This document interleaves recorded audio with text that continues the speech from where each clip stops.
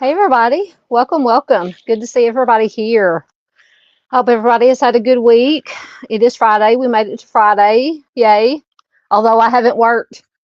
I think I worked one day this week until the little bit of ice and sleet, freezing rain, snow that we got here in Arkansas set in, and the very, very cold temperatures. So I've stayed in this week, but I'm going to try to get back out and start working tomorrow. And starting Sunday or Monday, it's supposed to be gorgeous here in Arkansas. It's going to be back up in the 70s.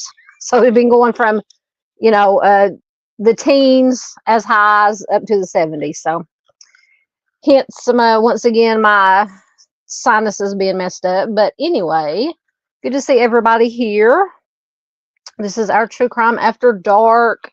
I usually do this every other Friday. However, my schedule happens to work out. Sometimes I'll do this time around 8:15, 8:30, and then sometimes if I do one on 2 Fridays in a row, I'll do one a late show. But this is our earlier one, and I didn't know that Mom, Mind of Monsters, was going to go live tonight, so I hated that I didn't want to interfere with that, but I'd already scheduled mine last night, so I didn't want to cancel it. But I apologize to Mom for scheduling at the same time she did, but that's what Replay Crew is for. We love our Replay Crew here. We have an awesome Replay Crew, so if you're watching on replay, thank you so much. But let's see who is here now. Miss Paula is here. Hello, Miss Paula. Good to see you always. Arctic is here, or he might be here.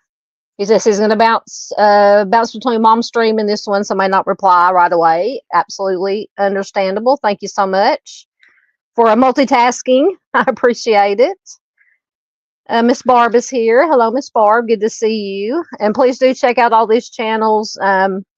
Most of you guys have wrenches here. You can throw in your channels, anybody else's channel that's here, Arctic's, Timmy's Legacy, Miss Paula's channel. All wonderful channels. Please do check them out if you haven't already. Let's see. Miss Peggy is here. Oh, Miss Peggy's multitasking too. She says she has mom on one phone and me on the other. Excellent. Y'all do better than I do at multitasking. Oh, goodness. But I appreciate everybody being here. I truly, truly do. Just don't want to miss anybody. Absolutely. We have some green hearts going for Timmy. Thank you very much. Miss Barb has got Arctic's link in there. Thank you so much. And Arctic has got Miss Barb, Timmy's Legacy in there. Thank you so much. And also our wonderful Sunshine, Mind of Monsters. Thank you for throwing in links. Dago is here. Hello, Dago. Good to see you. Another wonderful channel. I love the morning show. The meatballs in the morning. That's my go-to when I'm working, because I'm usually during the week I'm working about that time. So when I'm sitting in the car waiting for orders to come in, I always fire the phone up and see what they're talking about.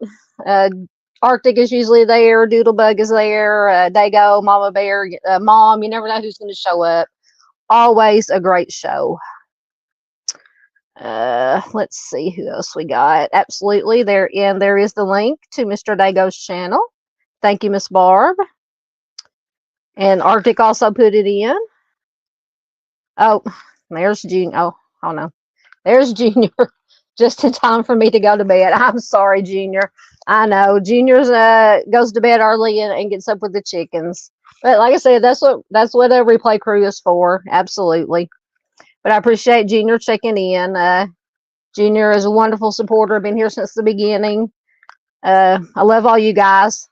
No matter how long you've been with me, I appreciate every single one of you. Yeah, Chris says, Junior, please stay warm. Absolutely, yes. Because Junior is in Michigan. But right now, no matter where you're at in the U.S., it has been cold. It has been cold. Cold and snowy and rainy. I'm ready for next week for those 70-degree temperatures that we're supposed to get. Thank you, Chris. That's very kind. I'm happy to see you too. Like I said, I'm happy to see everyone. Absolutely. Miss Paula says it's nice seeing everyone. Yes, ma'am.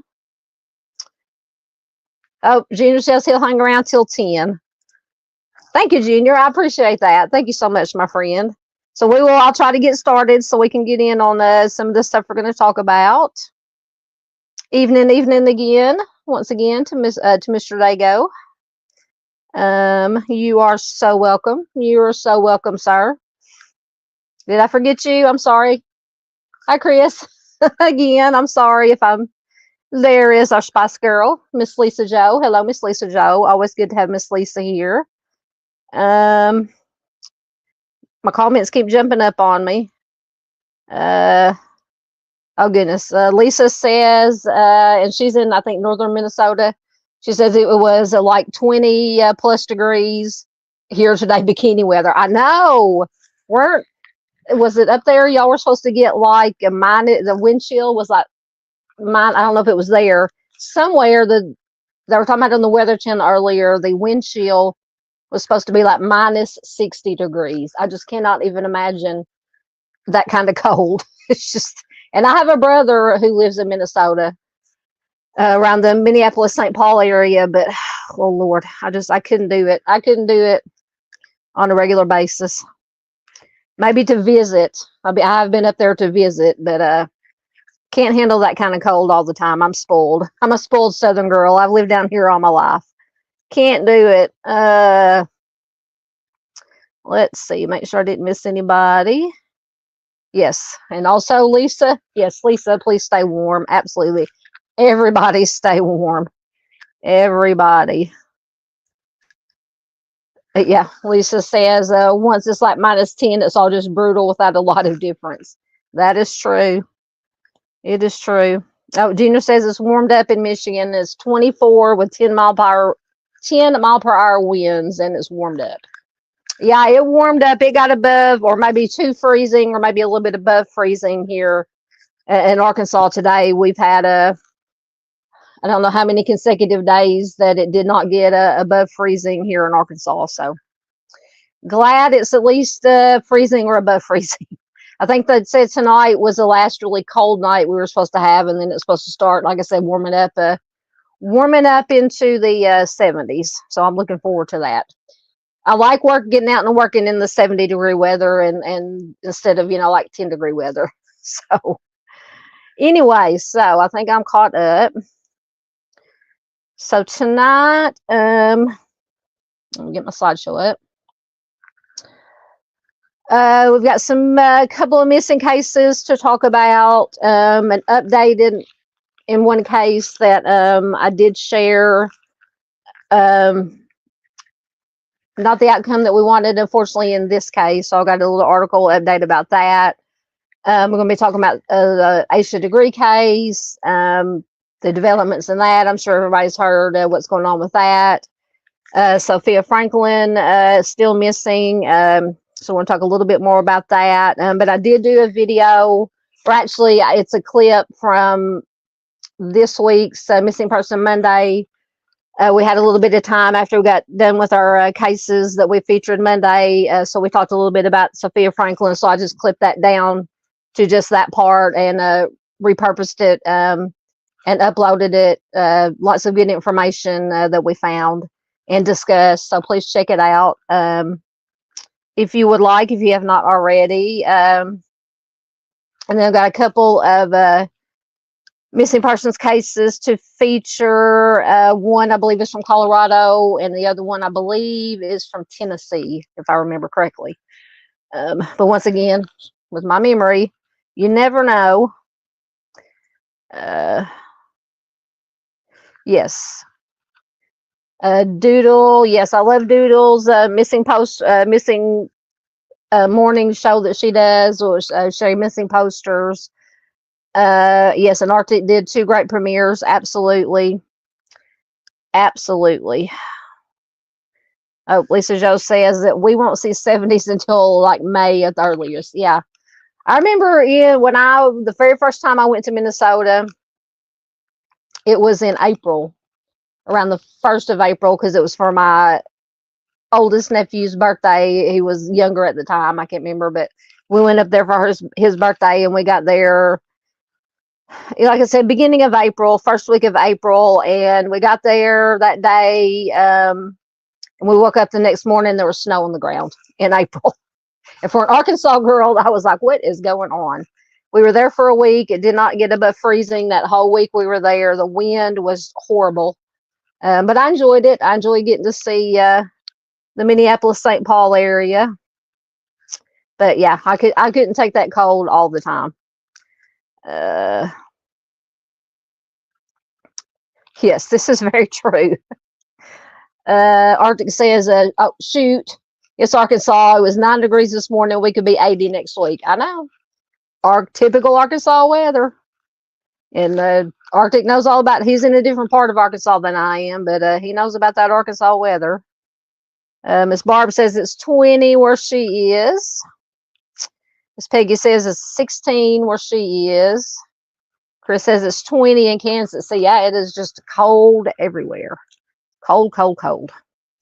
But hopefully we're getting to the, hopefully there's a light at the end of the tunnel. Hopefully it's not a train coming at us.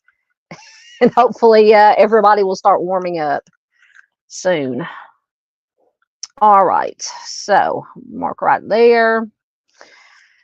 So first, we have an Arkansas missing, still Miss Belva Day, I think she's 95-year-old lady. It's been about a week or more that she has been missing. Still have not found her. Such a sad case. And so I just have an quick article on her. Not really any updates, but just what they've been doing as far as searching and any additional information they had. This article is from the 19th. I don't even know what today is, the 21st. So a couple of days ago. I'll get the ads out of the way so I can read them. The search for a missing 95-year-old woman from Arkansas continues a week after she seemingly disappeared without a trace. And this is another one. We always say it, although we know, once again, it can't happen. It's like she just vanished into thin air. She and her vehicle, her car. A silver alert was issued February 9th for 95-year-old Belva Day, 3 days after Arkansas State Police say that she was last seen paying her electric bill at North Arkansas Electric in Mountain Home. Investigators with the Mountain Home Police Department tracked her movements using cameras at the utility company and area businesses. The video shows Miss Day was at the utility company around 2 p.m. and after leaving, her Buick LeSabre headed east on Highway 62, passing a Walmart there. Detective Sam Siemens told KAIT that Miss Day continued eastbound toward Fulton County. She was last sighted around 2:20 p.m. in the town of Jep. Detective Siemens says after that, it's very difficult to find a picture of her vehicle. So I don't know much about the Mountain Home area. It's been a long time since I've been up that way, but don't know how many cameras they have around there as far as businesses go, and CCTV that might have caught her vehicle. Siemens said that Miss Day's license plate has not triggered any license plate readers in the area or the state. Her lack of technology use has also made the search difficult. So apparently she may not have being 95 years old, may not have a cell phone or any social media or anything of that nature that she would use or that they could use to be able to track her. Detective Siemens goes on to say she's completely off grid, no cell phone, no credit or debit cards that she could use to make purchases that we could track. No OnStar capabilities on her car. The Mountain Home PD has worked with Arkansas State Police, Baxter, Fulton, Izard, and Sharp counties, as well as other local police departments to try to locate Miss Day. Detective Siemens said helicopters have searched for her vehicles in multiple counties, including Independence County, and crews, because we were wondering about this the other day when we were talking about her, or somebody had made a comment, because we did talk about her on the Missing Person Monday, and somebody had left a comment afterwards that I hope they, wondering if they check bodies of water, and I thought the same thing too.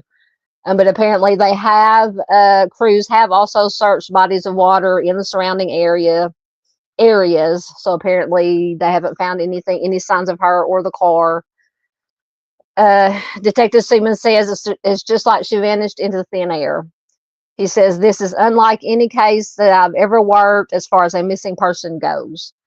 Siemens says sightings of Miss Day have been reported from Fayetteville, Arkansas to Tennessee and Mississippi. Now, whether or not, it doesn't say these have been confirmed, just possible sightings. Until her vehicle is located, he said the search will continue to challenge police. Detective Siemens says you cannot disregard a lead, and we are going to keep working on it. Police say that Miss Day's family have also been searching for her. Detective Siemens says they have been doggedly tracking down and driving on the back roads, on the main roads, talking to businesses, trying to review camera footage, and that has been every day. I just can't imagine her family, just what they're going through right now. I can't. My mind just can't wrap my head around it. The family believes that she might have been in Calico Rock, saying a vehicle like hers was spotted in the city. But Siemens said police have not definitively confirmed that the vehicle was Miss Day's. Detective Siemens says, my hope and prayer is that somebody will see that car somewhere and call it into police. Miss Day's son-in-law, Brian Aids, said the 95-year-old's family would usually drive around town for would drive her around town for any errands, but it was not unusual for her to drive herself on occasion. Now, don't know how frequently they mean by on occasion. because I know when my grandmother was still alive, and she was late 80s, early 90s, and we finally had to take the keys away from her and just, take her to errands, doctor's appointments, to get her hair fixed, to church, things like that. Miss Day has lived in Mountain Home since the 90s, when she and her husband retired to the town of now 16,000 people. Her son-in-law says that she is a woman who prefers a simple life. He says that she and her husband kept to themselves, adding that she likes to crochet and knit. He says interests outside the home were very few. So once again, Miss Day is described as she has blue eyes, gray hair, 5'2" tall, weighs around 100 pounds, so not a big lady at all. She may be traveling in a beige Buick LeSabre with Arkansas license plate USADOGN. So if you have any information on Miss Day's whereabouts, call 911 or the Mountain Home Police Department at 870-425-6336. So I just want to bring you that. All missing persons get to me, but when it comes to children and the elderly, I don't know, it just hits a little bit harder. They're just the most vulnerable of us to me, are the children and the elderly. So just cases like these just break my heart even more.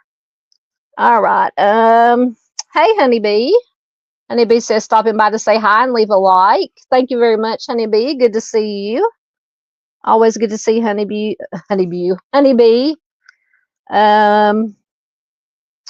There's Miss Farr. She changed her name a little bit. Far Q, not CIS. Hello, Far. Good to have you here from Australia. Absolutely. We always love seeing Miss Farr. Oh, thank you, Honeybee.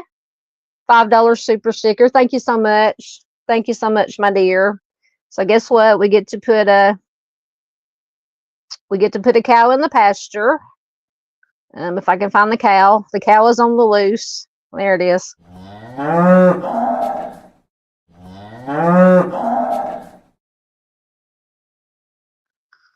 Thank you so much, Honeybee. Very, very much appreciated. Absolutely. Wait, everything jumped. There we go. All right, let's see what else is going on. Make sure I didn't miss anybody. Telling you, I've got to get some new glasses. Get some new cheaters. All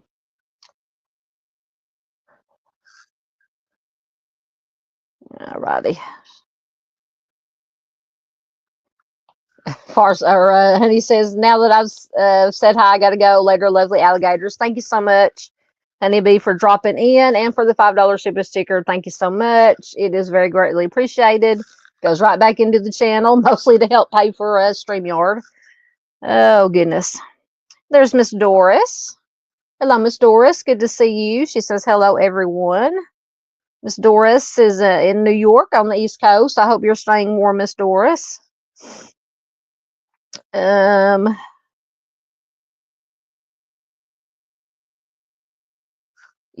Miss Doris says that is so sad. 95-year-old woman missing. It can happen to anyone of any age. I hope she is found. Absolutely, I do too.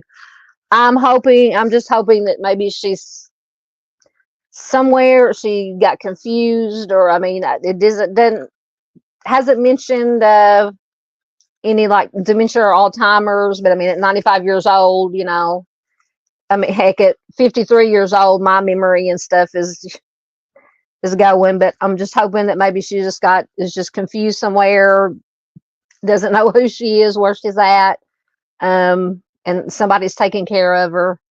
Always try to hope for the best.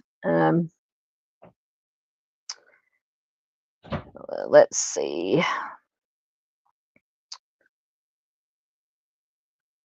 Is Miss Barb dancing? What is she doing? What is that? Dancing ladies. Hey, CJK. Good to see you. It's been a minute. Good to have you here. Good to have you here. There is our Dave out on the prowl. He is listening and driving. Hello, Dave. I hope you're doing well. Staying safe, staying warm while you're out listening and driving. Be careful out there, my friend. Please do check out Dave. He should be live tomorrow, late Saturday night, early Sunday morning for his live stream, and I will make myself stay awake and be there to help him out, and to always Dave always has good information, great information, always good chat, good people in chat, just like here. And thank you, Arctic, for putting in Dave's channel link. So we'll definitely, but if you're not a night owl and can't catch us live or can't catch Dave live, replay crew, once again, replay crew.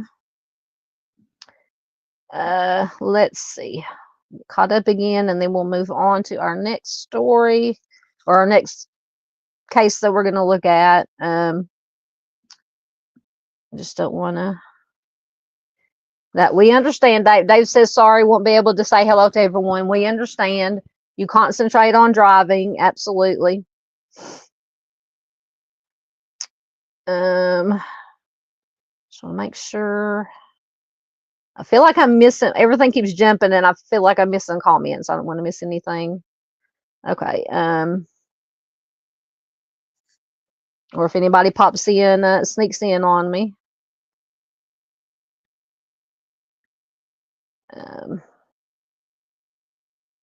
Miss Doris says she's staying warm in New York. That's good to hear. That is good to hear. All right. So I'll mark there. Okay. Get that out of the way so we can see. So I can see what I'm doing here. All right. So next, Sophia Franklin, as far as I know, unless something's changed in the last couple of hours, is still missing.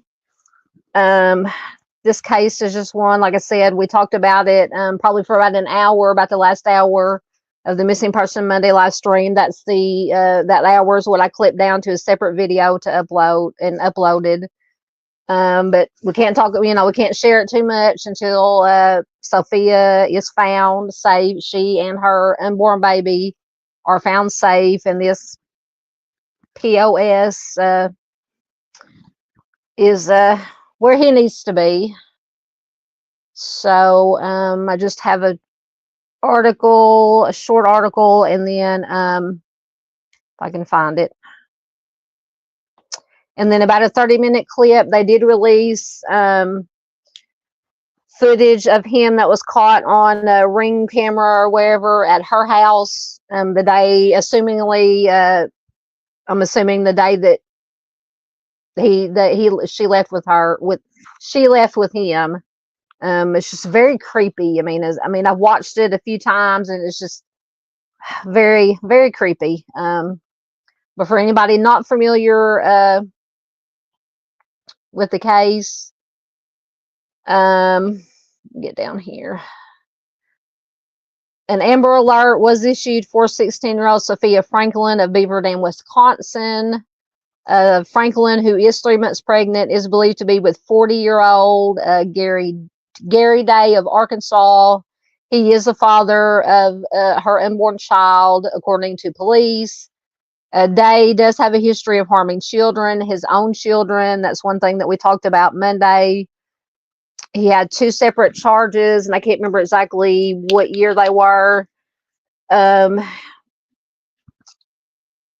He had a battery charge against for harming his 4-month-old child at the time. He basically pleaded guilty, got a slap on the wrist, got I think 6 years probation, and then after that he was charged with, he had a 4-year-old, I think they were both boys, 4-year-old child that he was charged with harming. But basically in that case, from what I understand, the prosecuting attorney or whoever's in charge refused to go ahead with any kind of charges in that case. So he basically didn't pay for any of that. Just so it's just very, very frustrating. Aside from what is happening with Sophia, and this is just all my opinion, I don't see how he was out on the streets to begin with. And apparently, once again, from what I understand, he does have a history of enticing, luring young ladies. So he is, in my opinion, once again, my opinion, he is a very bad dude who should not have been out on the street in the first place. But such as it is. So once again, he does have a history of harming children. He is on probation for endangering a child. He faces 4 felony charges in connection to Sophia's disappearance. Her parents, Sophia's parents, Stephen and Leah, said on Facebook, "We don't know what to do other than wait and pray. It is a torment. Her absence is felt every moment." So what we know so far, the Amber Alert was issued on Monday, February 3rd. Police said that Sophia was last seen at her residence in Wisconsin on February 2nd around 9 p.m. And Gary Day was last seen at the same residence on February 3rd around 7:48 a.m. The alert was issued after Sophia's sister reported seeing a 2014 black Buick LaCrosse, which I believe is on all the information is there on the slide on the right-hand side. So this car was later confirmed to belong to Gary Day. It was parked with its engine running a block from the family's home, according to a criminal complaint filed in Dodge County. The Buick LaCrosse has, at that time, had Arkansas license plates, but they may be swapping out with Pennsylvania license plates. And I believe now the Amber Alert is in 3 states, Arkansas, Wisconsin, and they did issue one in Missouri. So they could be in the Missouri area.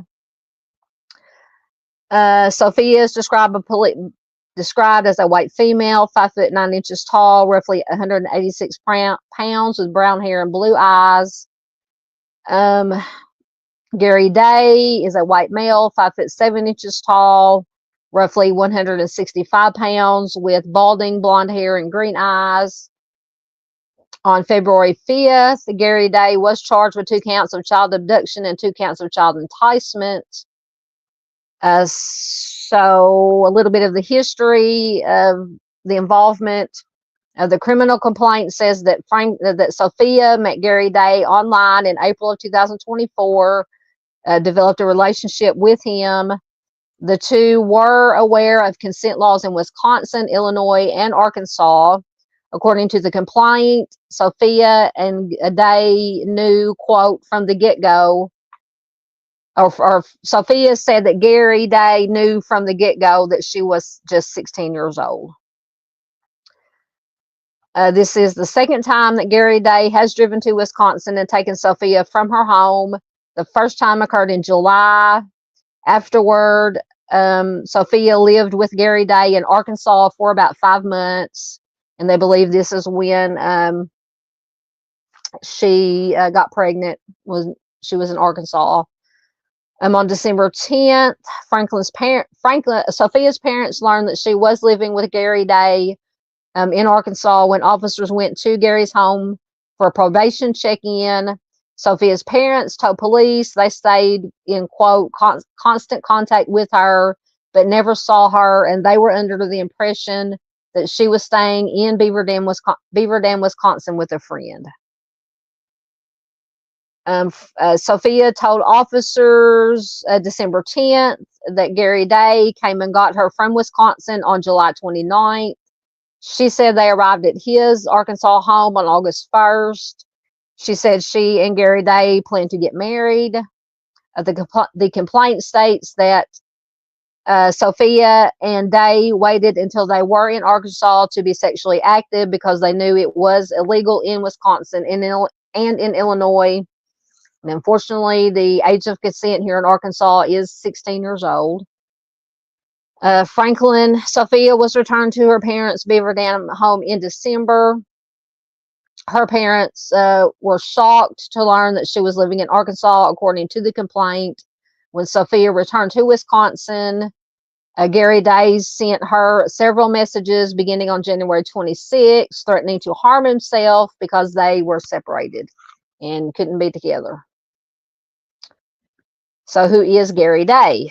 So Arkansas court records, and I did download the court records from the two charges or court cases that he had with his concerning his two children.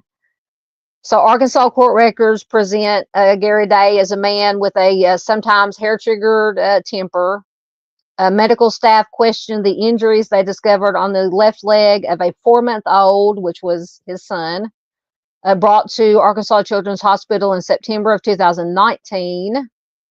Gary Day said the baby's foot had become stuck in the kitchen sink during bathing, and it became injured while freeing him, according to an October 15th, 2019 arrest warrant affidavit. But hospital staff also noted other injuries, including bruising on the baby's face and ears. Sorry, I should have put up my crawler with my trigger warning. Yeah, just trigger warning. Just for this little bit, does unfortunately, because we're talking about the harming or crimes involving children. All right, let me get back over here. So Gary Day pleaded guilty in May of 2020 to a charge of endangering the welfare of a minor. He was given 6 years probation. Court records show Gary Day violated his probation in September of 2023.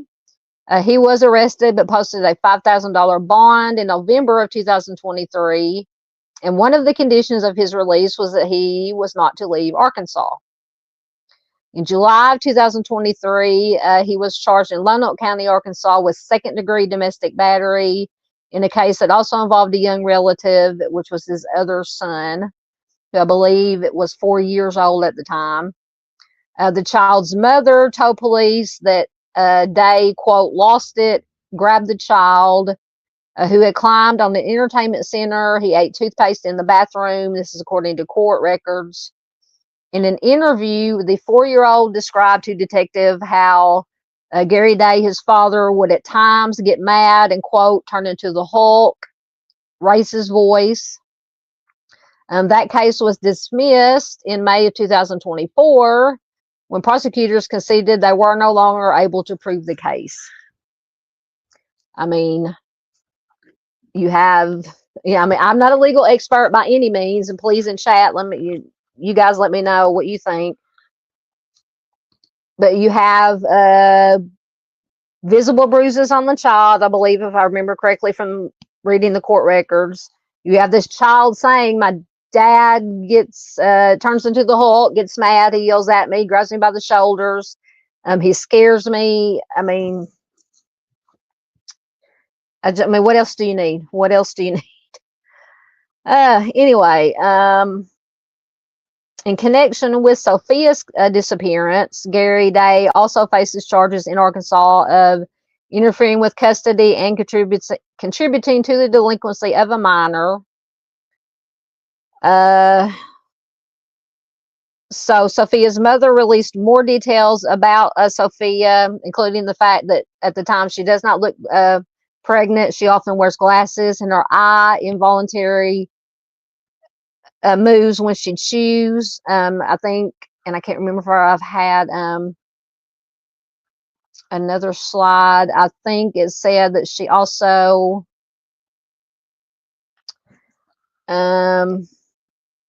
there it is. Yeah.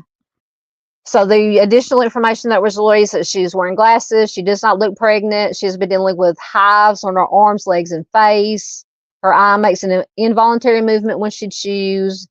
She has been struggling with morning sickness, and she has been wearing a rose gold ring with a pink heart-shaped gem on her left hand. Now, I don't know if she already had that and just started wearing it, if it was a gift of sorts, or maybe a pseudo wedding band or engagement ring that Gary Day may have given her. And Sophia's mother also shared the new photo, which was from from February 1st, which is the photo there on the left-hand side of that slide. All right, so let's get back over here. That might have been all. So it said that Sophia and her parents did have a strained relationship. Sophia had been struggling with morning sickness during the early months of her pregnancy and has had recent outbreaks of hives on her arms, legs, and face. Her mother says she needs to come home and continue with the medical care she has been receiving for herself and the baby. We are so anxious for her to get the care she needs, both physically and mentally.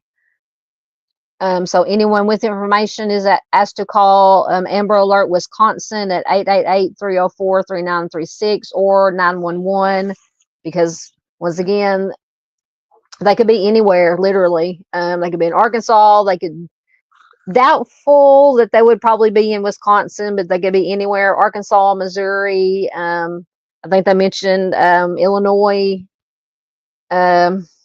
So they could literally be anywhere. That is just the scary part and what makes it so hard in trying to find her. All right, so that is, and I think I do. Okay, that's the next one. So I do have that about a 30-second clip of the. It does have some more pictures of Gary Day and Sophia that have been released. Some newer pictures. And also the footage of him on the day that he was caught on the Ring doorbell camera, assumably the day that they took off. So I will fetch that, and I will be right back.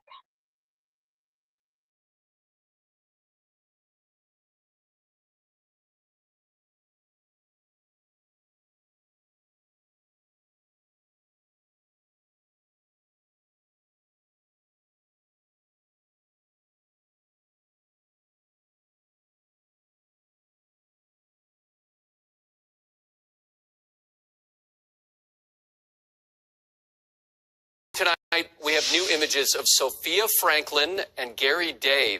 These are from the Beaver Dam Police Department.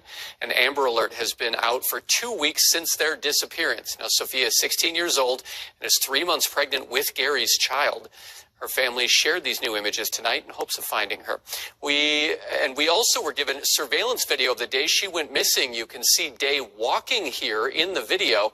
A multi-state Amber Alert has been out to find Sophia and Day. We'll keep you updated on any new developments in the case.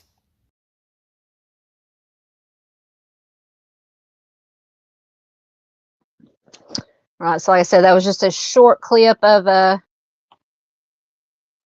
that they have released, but did have some, get everything right again here. There we go. Some newer pictures and that a Ring camera footage of him the day that he took her, or that they left together. All right, let me get in comments for a minute and see what you guys have to say.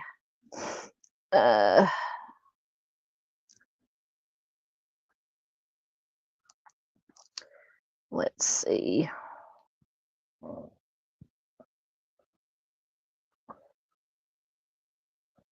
Absolutely. Chris says prayers for Sophia's safety and the safety of her baby. Absolutely. Yep. Miss Peggy says that guy should have been put away long ago and not let out. Absolutely. I agree. Like I said, I am by no means a legal professional, or claim to know, be well versed in the law, but I mean, he got, for the 4-month-old, he basically got a slap on the wrist, in my opinion, 6 years probation. And once again, trigger warning. In that case, the baby, 4-month-old, had a broken femur. They claimed that the baby's leg got stuck in the sink drain, but when I think that somebody called for a welfare check or something of that nature, or maybe after they took the baby to the hospital, a report was made, and they went to the house to follow up on the report. And when they looked at, there was only like 2 sinks in the house. Both of them had drain guards, what they call drain guards or stoppers. There was no way that that baby's leg could have gotten in that in any of those drains. So plus the baby had other injuries, had bruising on the face. I think they said the baby also had sepsis. So yeah, something. And then they had the incident with the 4-year-old, which they said they didn't have enough evidence to prosecute on that one, which I don't understand. Yep, Junior said he needs to be in prison. I agree. Arctic agrees. Yep, preach it, Miss Peggy. Absolutely. Oh, hold on. Pushing buttons here. Pushing the wrong buttons. Thank you, Junior. He may already be gone. Thank you, Junior, for being here. Absolutely. Always wonderful to have Junior here. Most definitely.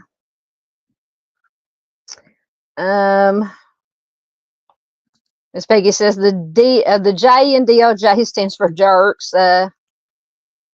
Taking Native Americans and LGBTQ people off their list. I know that's a whole other can of worms that we're going to have to get into at some point. Ridiculous. Okay. Yes, sweet dreams, Junior. Sweet dreams, and stay warm. Absolutely. All right. So that was Sophia. So next, we have a not good outcome on this one. This is regarding Michelle Elbow Shield. She was missing for a year. Let me get her. Let me get this article going. Loading. She has unfortunately been found deceased. And as far as I know, they have not released. I forgot to check today. Released. I'm sure they're going to do autopsy and whatever they can do to try to find COD. But she has been found deceased, unfortunately. So this article is from the 17th of February. The remains of a woman found deceased on a reservation in southwestern South Dakota in January has been identified as Michelle Elbow Shield, a Sioux woman who went missing more than a year ago. And I remember when her story first started coming up, I did share, talk about her on live streams, and shared, as a lot of us did, shared the flyers, missing persons flyers. So her body was discovered on the state's Pine Ridge Reservation in January, according to the forensics lab that helped solve her case and the Bureau of Indian Affairs. The Sioux woman from Pine Ridge went missing in September of 2023, and the BIA, the Bureau of Indian Affairs, created a profile for Michelle in the wake of her disappearance. Her image appeared on a section of the federal website dedicated to missing and murdered indigenous people, which says Elbow Shield was last seen in Rapid City, which is about 100 miles from the reservation. Investigators with the Rapid City PD recovered a woman's remains in January, but she could not immediately be identified. So Forensic Lab Othram Inc. Said in a news release, Rapid City Police partnered with the BIA's Missing and Murdered Unit to determine whether advanced DNA testing, which Othram performs to assist law enforcement agencies around the U.S. with unsolved cases, would lead somewhere. The lab said its scientists were able to locate a potential relative of Elbow Shield using an analysis technique called forensic grade genome sequencing, where DNA profiles are built from a sample of crime scene evidence.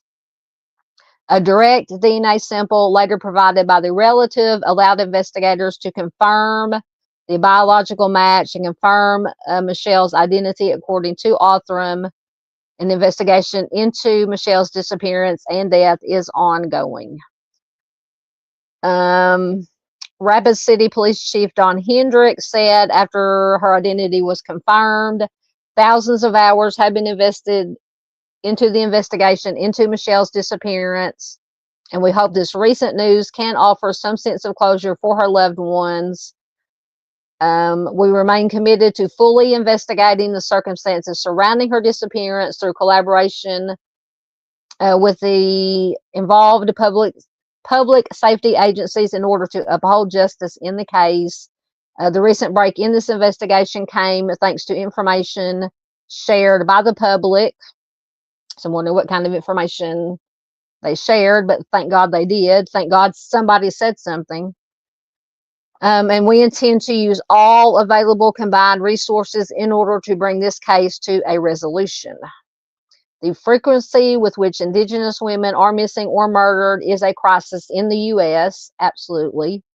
Where Native American women are disproportionately targeted in homicides, SAs, and other acts of violence, both on reservation and in nearby towns. There were more than 5,700 reports of missing Native women and girls in 2016, according to the anti-sexual assault organization RAIN, which cites statistics from the National Crime Information Center. The Bureau of Indian Affairs estimated more recently that roughly 4,200 cases of missing and murdered Indigenous people remain unsolved. 4,200 cases unsolved. Another thing that breaks my heart. Absolutely. All right. Let's see what we have next.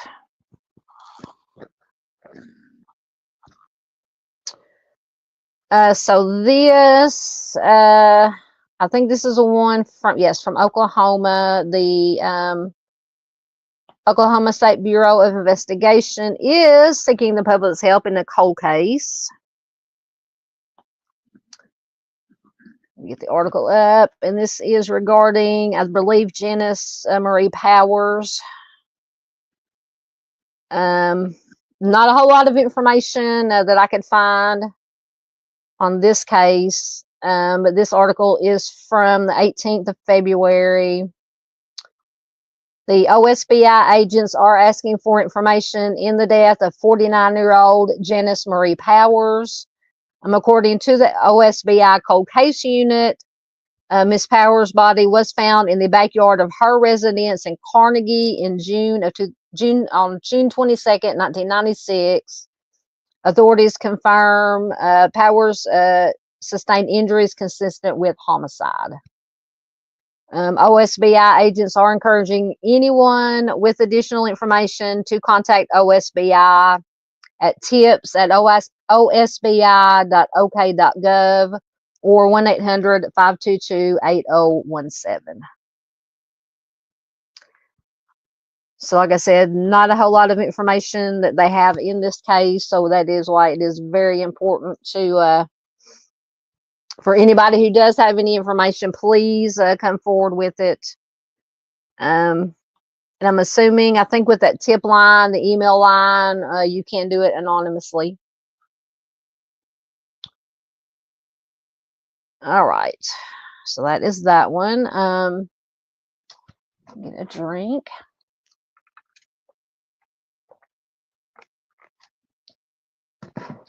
So next, we're going to talk about the recent developments in the Asha Degree case. So a few months ago, we had the developments that they had linked some DNA found in her backpack to this family, the Dedman family. Well, now apparently they released some results of some new warrants that were issued for electronic devices, cell phones, and they found some very interesting text messages that,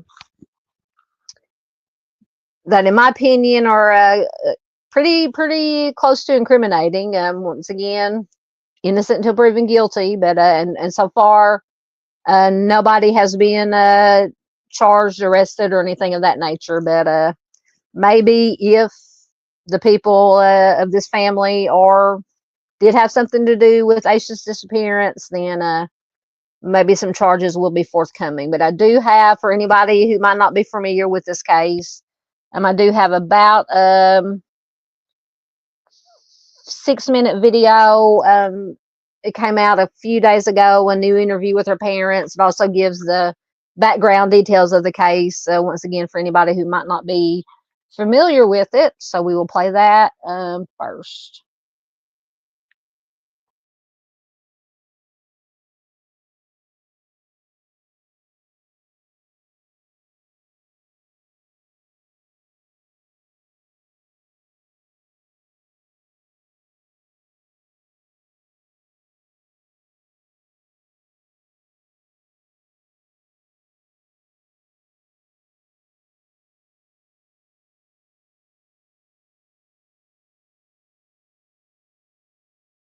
Five years ago tonight, fear really settled into a family in Shelby. Harold and Aquila Degree's little 9-year-old girl just hours earlier had been reported missing. She wasn't the type to run away, to take risks, yet for some reason still unknown, she grabbed her book bag and left her bedroom and her house in the middle of the night. It's a disappearance still unsolved, a mystery her parents live with every single day.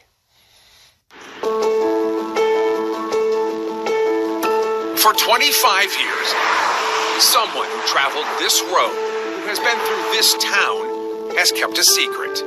Are you convinced someone still living in this town has the answer? Yes.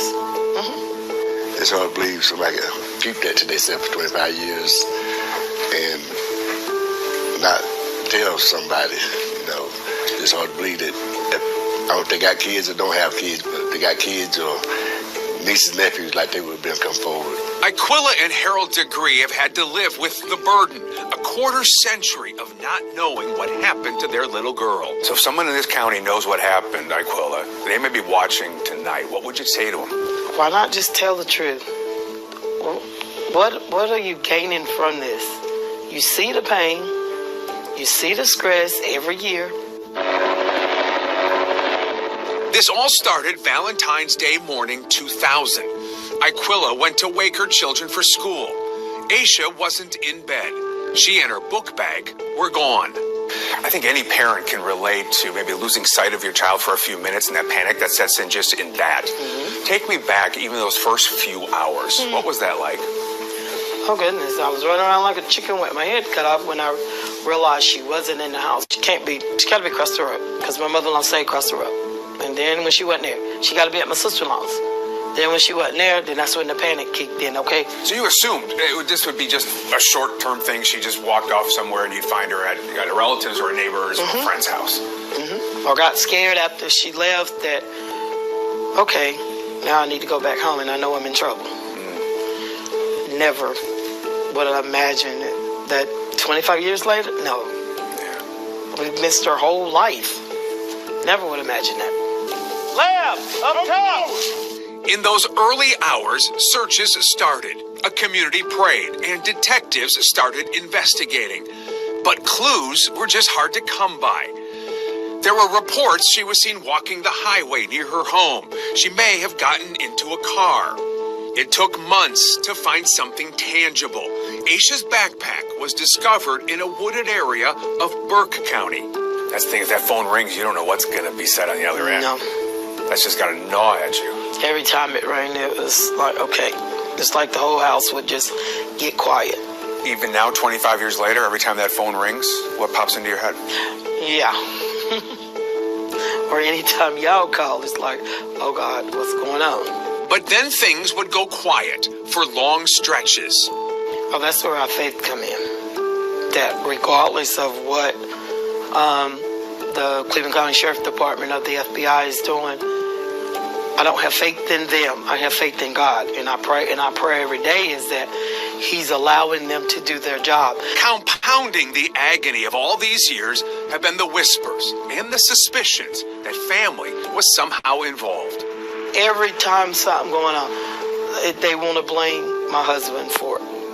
And that's the part that makes you want to strangle people. And like I tell anybody, if I thought he had anything to do with our child missing, I'd have been in jail a long time ago. And he'd been dead. Harold, do you feel the side eyes, from people?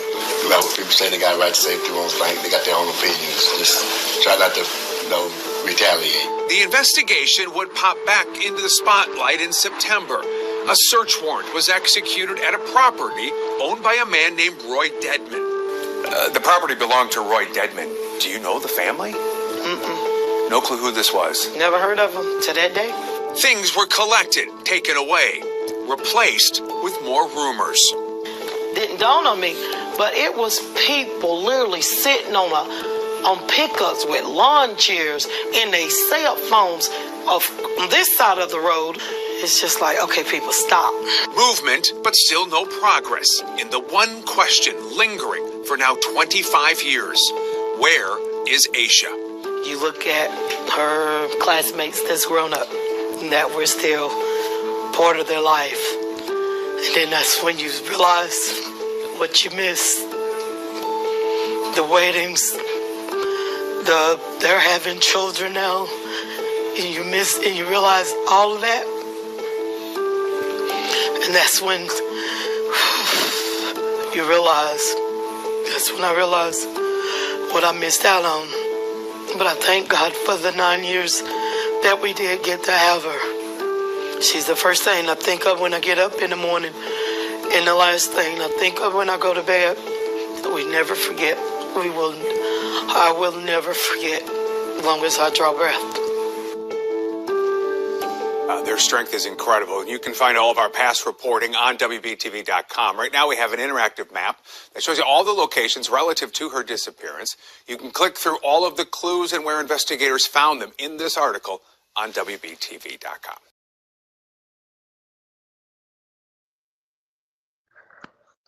Oh, it just breaks my heart once again with the interviews with the parents. So, all right, take that down and put that back up there.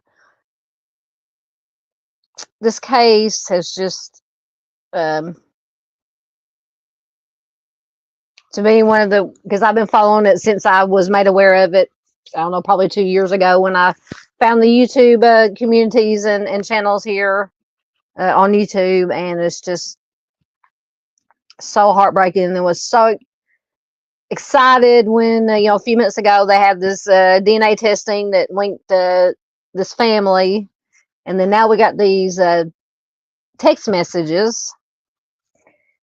It's just, yeah, Chris says, where'd it go?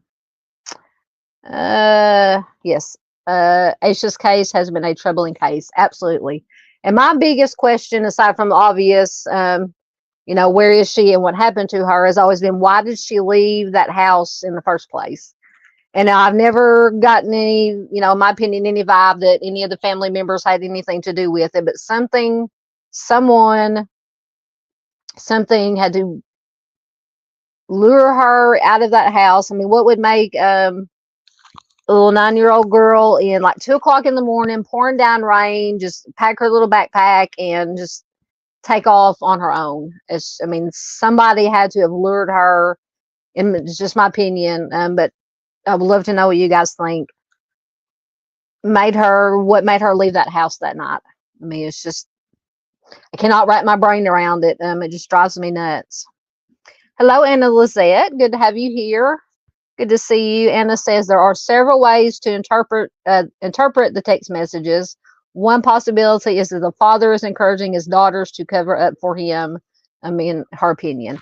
I tend to agree, because I do have another shorter clip I'm going to play that they talk about some of the text messages, and then I have an article that has most of the text messages back and forth, mainly between two of the daughters.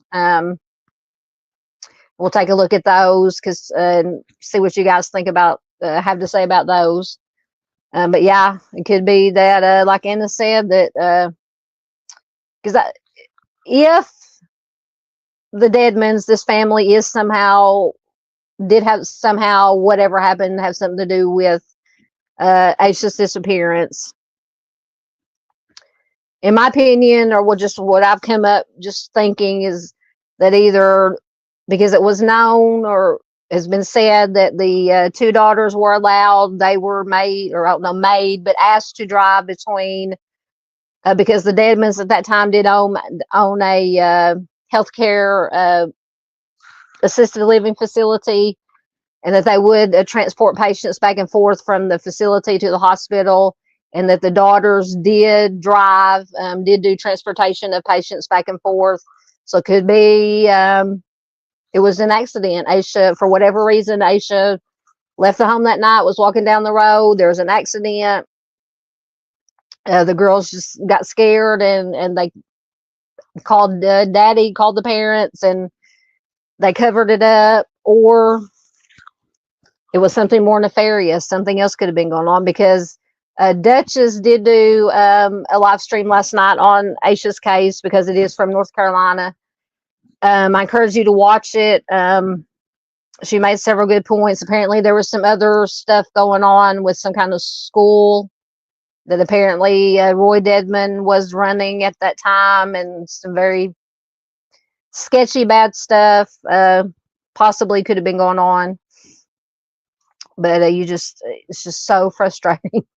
Let's see what else you guys have to say. CJK says, I've been going back and forth with Dateline and Delphi. Yes, I'm DVRing that episode of Dateline. I plan to watch it either tonight or tomorrow when I get home from work. Most definitely. Yeah, CJK says, that poor sweet child, we need the truth. Absolutely. Her family deserves the truth and justice. Aisha deserves justice.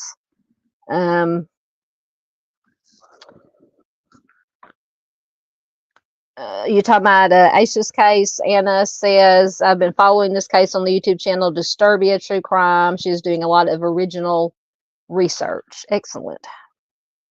Most definitely we'll have to check that out.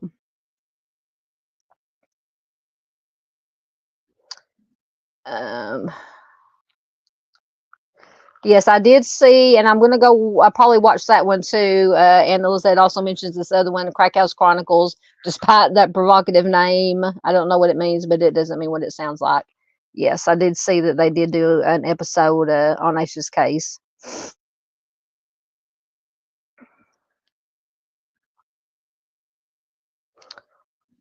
Anna says, the attorney has said we may learn the cause of the disappearance, but we may never know why. Possibly there are two parts to the case, whatever caused her to leave the house, and then the disappearance. I know. To me, like I said, why did she leave that house? Why did she, did somebody lure her out? Because everything that the family is reported and be reported, there was no kind of problems at the house. There was no arguments or anything that night or that day or night when she disappeared, to make her run away. And she was only 8 or 9 years old. It just makes no sense to me. Dave is he must be stopped right now. He says, in my opinion, this was always an accident covered up. Yeah, like I said, that's one of my two possibilities, is an accident cover up, or something nefarious. I don't know, because I think I'm trying to remember, go through my mental sticky notes. If it said that if any of the girls, the kids, would have been in the same school with Aisha at that time. So I can't remember what the age difference was. If they would have known each other from school or from just around the town, the community. Anna says, Roy Deadman founded yes, this is what, that's what Duchess was talking about. Roy Dedman founded a segregated school, white students only, controversial even in the 60s and 70s. I can imagine, yeah, if there was an accident with a black girl, it might have been difficult. Yeah. Yep. It's just unreal, unbelievable.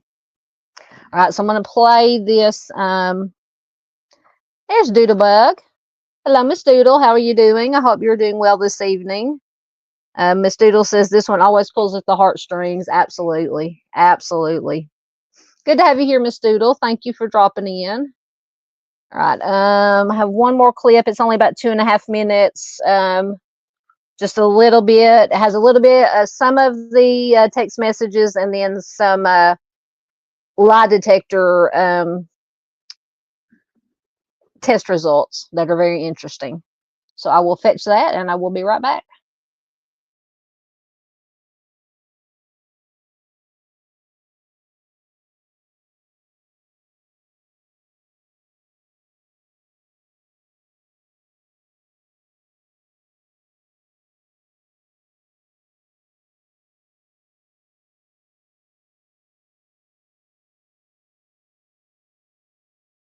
Search warrants in the ongoing investigation into the disappearance of Asha Degree. You remember she went missing 25 years ago on Valentine's Day. Back in September, we told you how law enforcement was working to connect new details of the case. WBTV's Jason Puckett has been digging through these new search warrants. Jason, what is in these new documents?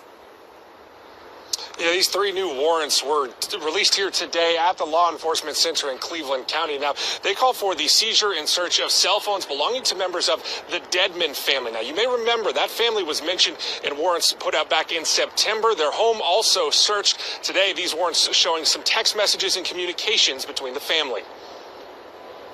In the fall of 2024, Cleveland County sheriffs carried out a series of search warrants on the home of Roy and Connie Dedman. Deputies seized evidence, including green vehicles they say matched eyewitness descriptions of the last car Asha Degree entered in 2000. The warrants at the time listed the Dedmans and their 3 daughters as persons of interest. The new warrants released Tuesday call for the seizure and search of phones belonging to Roy Dedman and his daughters Lizzie and Sarah. Now, Lizzie would have been 16 at the time of Degree's death. In the warrant, we see a text message from her to middle sister Sarah. It says, "The theory is I did it. Accident. Covered it up." Sarah replies, "No, why would it be you?" And another text from Sarah to Lizzie. Sarah says, "They think it's our shirt. It's not her shirt. Her mom said it wasn't hers." Sarah then adds, "I don't remember that shirt. I'm scared though. Dad is probably going to be a huge suspect." In the last text referenced in the warrant, Lizzie tells Sarah, I want to do what Dad says." Later, Sarah texts, "You don't want something we do or say impact him, but we also can't be living like this either." The warrants also share testimony from a friend of the Dedmans who came forward after their home was searched last year. He told detectives that he was at a house party in the 2000s when he overheard a, quote, heavily intoxicated Lizzie say she had killed Asha Degree before being shushed by her sister Sarah. Now, I want to read for you one last section here of the warrant. This is from February 10th, 8 days ago. It says a detective here approached Lizzie Foster, asked her to take a polygraph test. She was asked whether she was concealing information, quote, and was found to be deceptive. Now, keep in mind, this warrant is basing information they've gathered so far. They are going to seize those phones of those family members, so we're expecting to see more coming out as this investigation continues. For now, they're here live in Cleveland County. Jason Puckett, WBTV, on your side. That's bombshell information. Jason, thank you. Just last Friday marked 25 years of searching for Asha Degree. Over the course of that time, there have been several major developments in the case. You can find a full breakdown of every twist and turn on our website right now. Just go to WBTV.com.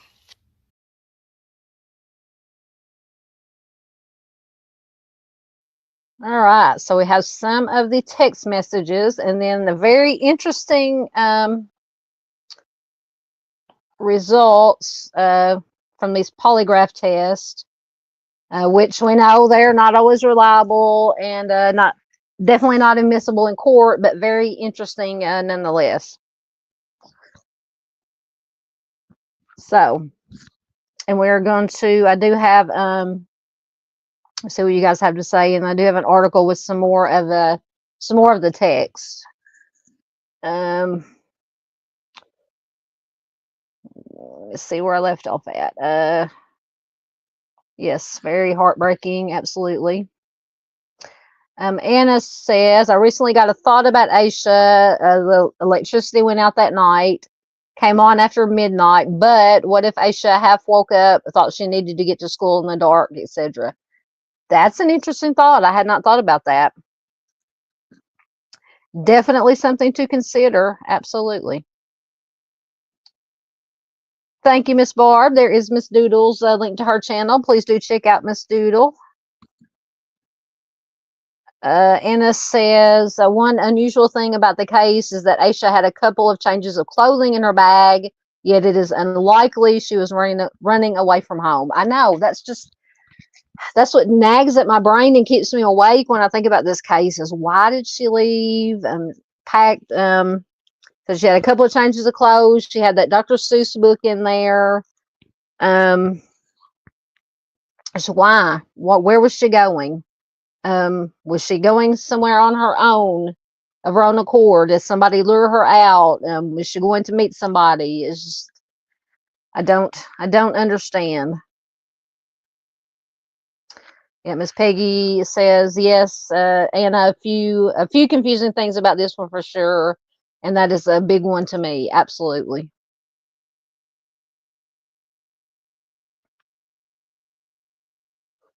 It's another good thought. Anna says some have wondered if Asha was planning a surprise of some kind for her parents' wedding anniversary. Oh, so her parents' wedding anniversary was on Valentine's Day. Maybe a special photo offered by somebody. Could be. At this point, it could be. I mean, it could be anything. It could be anything. So it's so frustrating.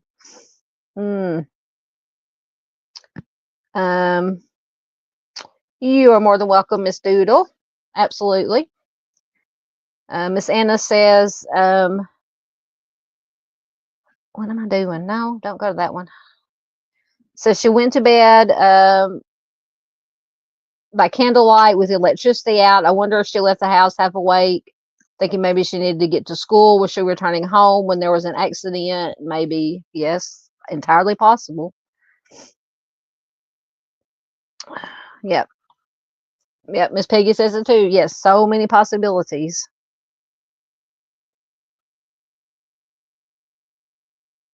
Yes, they also found, yes, I had not forgot about it, but it was in the back of my head. They also found some things in a shed, and I can't remember how far away from her house it was, but Anna said there isn't any reason for Asha to have been in the upholsterer's shed where it has been claimed some vague items were hers. The whole story surrounding that makes no sense. Absolutely. Yeah, I can't remember exactly what they found. Maybe some pencils, or I can't remember what all was found. But yeah, just little items here and there that they thought might have belonged to Asha. Yeah, and if it, like Anna says, if it did belong to Asha, why? There's no reason, unless she was taking shelter from the rain or something. Yeah, like I said, if it even belonged to her. I mean, that's the only reason I could think of that she would have gone in that shed, is just to get out of the rain and the storm. So frustrating and confusing. Miss Anna says, I think what the attorney has said makes sense. Asha leaving her home is one issue. The disappearance is another. Yes. Maybe the two occurrences are not connected, other than she was out alone in the dark. Yep. Yeah, and that goes back to what Dave was saying, and what one of the theories that I had too is that for whatever reason, Asha had left the house, was walking down the road. The Deadman girls were driving, or somebody was driving their car, and it's just an accident, and they just decided, instead of calling the police, I mean, if it was an accident, you would normally just call the police and say, it was an accident. She was, on the side of the road. I didn't see her. It was raining. It was dark, and just let it go from there. But, why cover it up? I mean, I know people panic in the heat of the moment and not make the right decisions, but just don't know. Yeah, Dave said a good thought, Anna, about the school thing.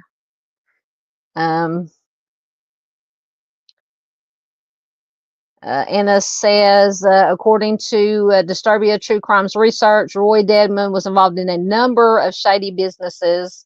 The care home thing is a bit peculiar, yes. And see, and they tried to, because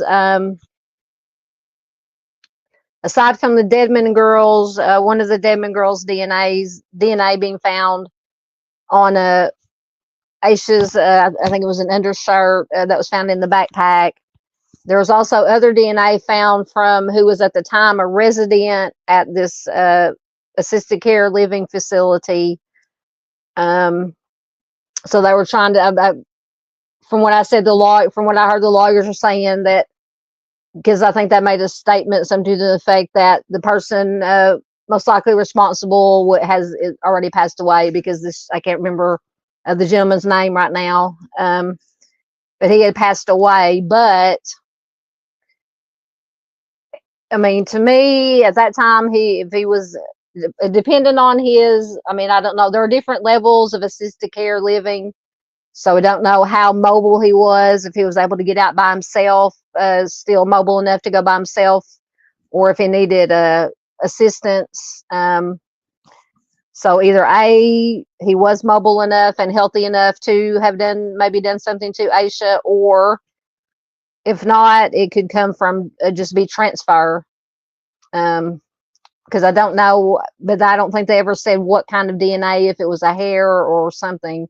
Just that his DNA was found, I believe, on the bag, because her backpack, when it was found, was wrapped in, I think, 2 plastic trash bags. So it could be transfer, and they don't say, it could have been touch DNA, it could have been any other kind of DNA. So to me, in my opinion, that DNA doesn't hold as much weight as the actual hair from the Dedman girl that they found on the shirt, on Aisha's shirt.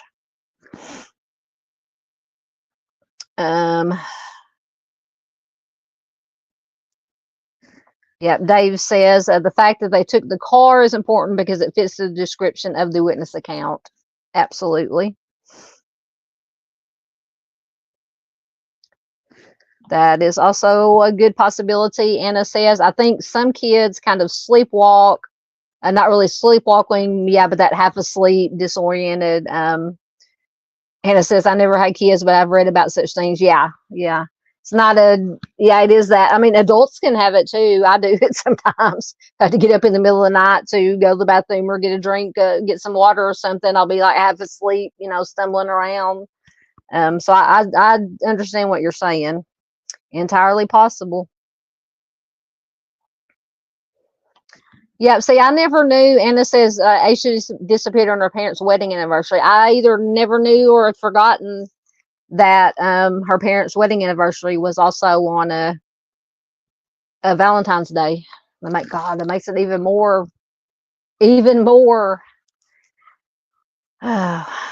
Miss Barb says, I used to sleepwalk a lot as a kid. I don't think me or my brothers, I don't think we were sleepwalkers much. Maybe one of my brothers. Right, Miss Anna said that shed we were talking about earlier is fairly close to Aisha's home. Yeah, there are candy wrappers, same as a box of candy given to her that weekend, a yellow plastic hair bow, and an unidentified, the unidentified photo of a black child. Okay, yes. That is what it was. And I don't know if they ever figured out who that photo was of, what child that was. I don't know if they ever figured out. And I do remember going through when I was doing research or looking into the case, reading up on it. I did find actual news photo clip. It did have a picture, and I don't think I saved it anywhere, of the picture of the child. And I think they printed it in the paper at that time, asking if anybody knew who that child was. But as far as I know, nobody ever came forward with that. All right. So let's take a look really quickly. Take that down for a minute at these. Let me see if it'll share my screen. And some more of these text messages.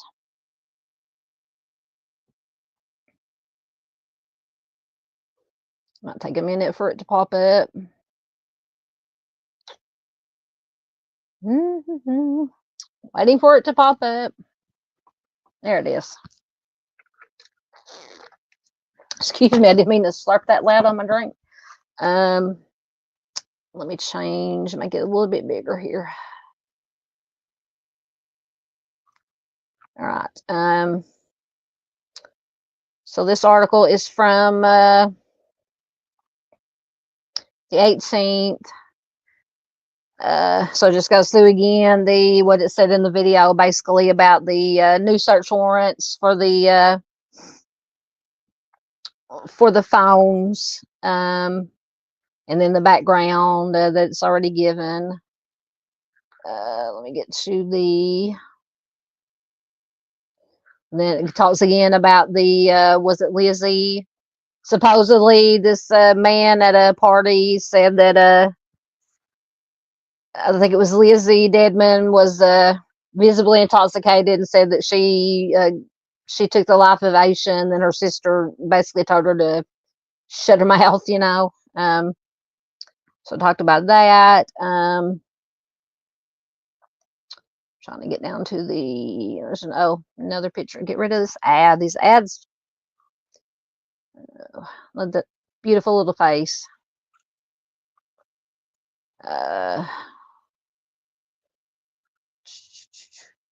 So it says in the search warrants from the 13th, investigators with the Cleveland County Sheriff's Office say they believe there is evidence to indicate that Foster, basically the girls, and Roy Dedman engaged in obstruction of justice in connection to Aisha, to Aisha's disappearance.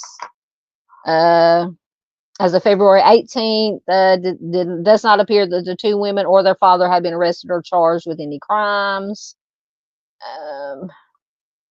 Search warrants made public in September 2024 show that the investigators think Roy Dedman's daughters were responsible for or involved in Aisha's disappearance in 2000.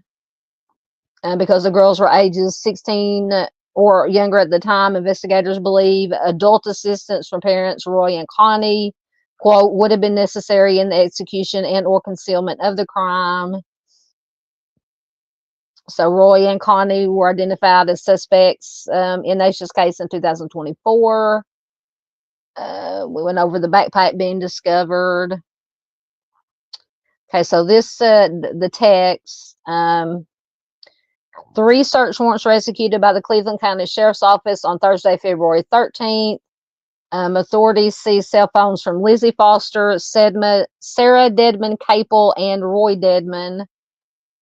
Before seizing the phones last week, law enforcement got a search warrant for Foster's, who's one of the daughters, iCloud account in October 2024.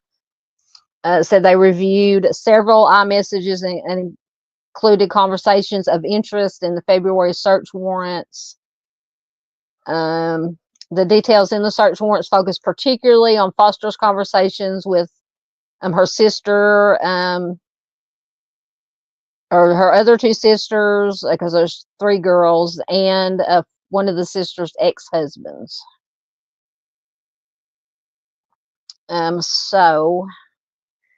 Starting on September 10th of 2024, and I'm not going to be able to keep up with which sister is which, but it's between sisters. They think it's our shirt. It's not her shirt. Her mom said it wasn't hers. Then one says, I don't remember that shirt. I'm scared, though. Dad is probably going to be a huge suspect. So I wonder why they think the dad is going to be a suspect. On September 11th, Annalie Dedman to Lizzie says, Lizzie, you don't need to be talking to anyone. I'm at the lawyer's office now. She says they advise we should not talk to them without representation. Also on September 11th, 2024, I think it's Lizzie is talking to her ex-husband, saying this is going to get nothing but worse. I'm talking to my doctor at 5 to get something for my nerves. I'm just so worried. It's a nightmare that's going to keep getting worse. I can see nothing good happening anytime soon, and I'm an optimist. Her husband replies, or ex-husband replies, oh no, I hate that. I hate it for y'all. And then she says, there's no way this is going to be okay. September 12th, two of the sisters are talking, Lizzie, and I believe one of the other ones. One says, I just talked to David Teddy, which is the family lawyer. The theory is I did it, accident, covered it up. The other sister says, no, why would it be you? And then she replies, that's what he said.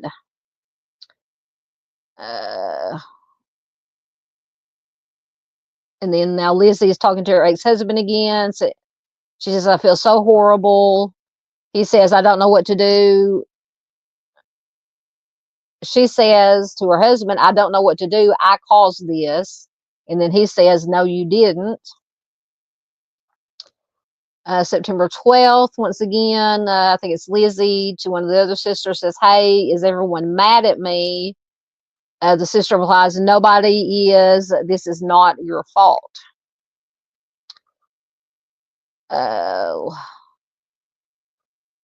Lots of between Lizzie and one of the other sisters on September 29th.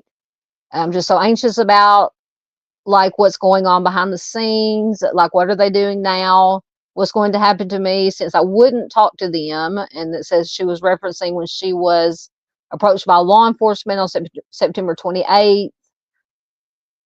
She says, Lizzie says, I'm afraid it's going to get worse. Well, he told me it's going to. The other one says, I'm a disaster. I think if they come at you again, you just go and be compliant. That's what she says. That's what I'm planning on doing. I think so too. I think it's interesting that I think as Lizzie says, I mean, I want to do what Dad says. So I'm wondering what Dad told them to do, what they're referring to. And then the other sister says, and maybe we should have let you do what you originally wanted to do. So maybe, and I think it's referring, the other sister's talking to Lizzie. Maybe Lizzie, maybe it was an accident. I'm just speculating here, just a little bit of going out on a limb here. Maybe it was an accident. Lizzie, if I got the right sister, wanted to go to the police and say it was an accident, and the rest of the family said no, no, no, no, and they covered it up. I mean, that's just me, my little squirrels turning in my head, thinking about what that could mean. Lizzie says, I don't know. The other sister says to Lizzie, you don't want something we do or say impact him, talking about the father, Roy, but we also can't be living like this either. And she said, she says, I mean, I told him I'm not going to do that. Lizzie says, oh, you did? What did he say? And it says, it's not worth our mental health. One sister says, he was just like, I will call Teddy. We can go get a polygraph with the honest people. I don't know what he means by that. One of the sisters says, I really just don't have it in me to go through what you have been through. Lizzie says, it's been hell. The other sister says, just hearing about your situation has made me a disaster. I'm just hearing about it. She says, I just can't even imagine going through that. But y'all have dealt with other stuff that I haven't. So what do you guys think about that? I mean, to me, I don't know, just from, like I said, it's kind of hard to keep up with which sister was which, but I think Foster, let me go back up here, was Lizzie, maybe. Yeah. Foster is Lizzie. So she seems to be the one, Lizzie seems to be the one that was worried, and they were saying maybe, the other sisters was saying maybe we should have let you do what you wanted to do in the first place. But what do you guys think? And I have put the links to all these articles in the description box. If you want to go back and reread any of this, please do so. I think that was all the text messages they had listed in this article.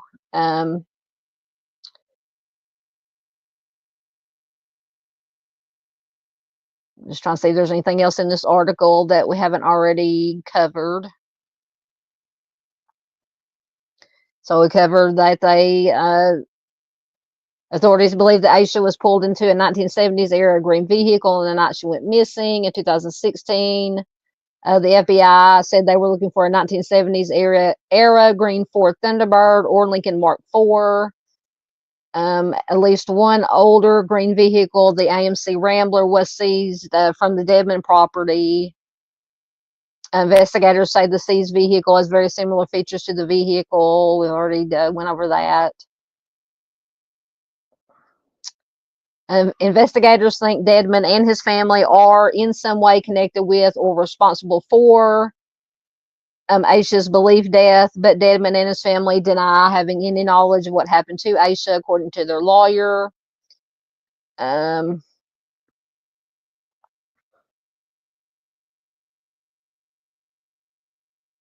Says search warrant documents did say that Roy Dedmon did not appear to have any ties with Asha or her family. This is coming from the Dedmon's attorney. This was about the previous search warrants.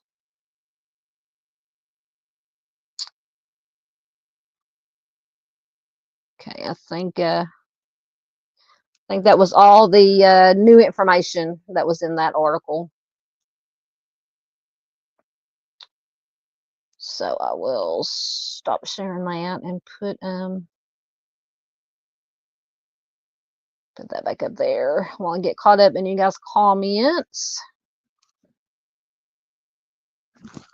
All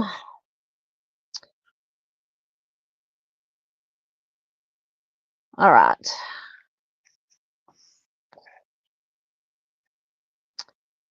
Dave says the driver might have been under the influence, hence not wanting the police involved. That is possible, absolutely.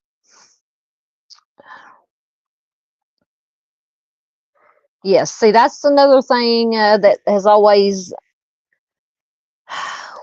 troubled me. Anna says, what makes this extra creepy is that Asha's book bag, double wrapped in trash bags, was tossed out of a vehicle onto the side of the road about 21 miles from her home. Why not burn it? I know. That is another thing that when I was, and I can't remember if I did a live stream, we may have talked about it in a live stream. I'll have to go look at my playlist because I think I do have an Asha Degree playlist. Another thing I wonder too, why take the, because I think Duchess said last night, it was like 21 miles. Duchess said it was like 3 counties away from where Asha, from where Asha lived and where she would have been, was seen walking at by these, I believe, 2 truck drivers saw her walking. I mean, why go to that extra effort of wrapping it in the plastic, taking it 20 some odd miles, burying it? Why not just, like Anna said, and I said the same thing too, it would have been easier to burn it. What's the best way to get, one of the best ways to get rid of evidence? Burn it. Burn it. I mean, I've always wondered that too, Anna. Absolutely.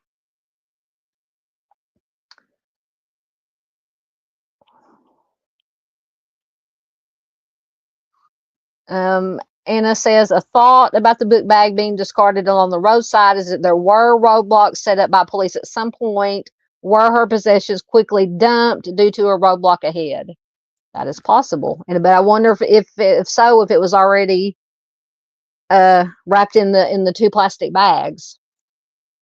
That is a good point. Excuse me. Yes, Anna says the fellow whose DNA was also found was a troubled Vietnam vet who had substance abuse issues. He ended up deceased in an odd way in one of the Dedmon's care homes. See, I just heard that he he passed away, obviously, but I didn't know, had never read what was his COD. So he might have been a scapegoat.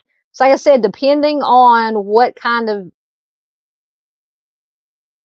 because I said his DNA was found, I think, if I remember correctly, and please, anybody correct me if I'm wrong, please, that his DNA was found on the trash bag. I don't know if it ever said if it was a hair, touch DNA, what kind of DNA, bodily fluids, what kind of DNA it was. I mean, so to me, that's why I said that his DNA to me doesn't hold as much weight unless they come out and say it was like bodily fluid. But then again, I mean, somebody trying to make him a scapegoat or implicate him could have taken a hair, bodily fluids. They would have had access to it if they were taking care of him in their care facility, and put it on there just to kind of shift suspicion away from the Deadmans, allegedly, or somebody else. We need Mr. Steve with this DNA stuff. We need Mr. Steve to see what he thinks. Anna says, all I've heard about DNA is that there was a hair from one of the Deadman's daughters. Yes, it was found. That's what was found on her undershirt that was in the book bag. And another hair from the patient at the care home. I never heard they found a hair on a garment. I think in articles I read when the information broke that they I could be wrong, that came out was that whichever Deadman sister it was, hair that was found, it was found on Asha's undershirt or something that was in the book bag. And that the gentleman from the care facility, his DNA was found, I think they said, on the plastic bag. I believe that the book bag was wrapped in. Now, I could be wrong. I could have my cases mixed up, but yeah, if it was a hair from that gentleman, it could be transfer. I mean, because if it was one of the Deadmans, whether it be the father or one of the daughters, they were in and out of that facility. It could be transfer. I mean, I said, well, this is my unprofessional opinion. I mean, I'm not an expert by any means. Hey, Tomboy Charm. Good to see you. Good to see you. How's Miss Tandy? Is she watching wrestling tonight? I know it's Friday night. I know there's wrestling on every night now.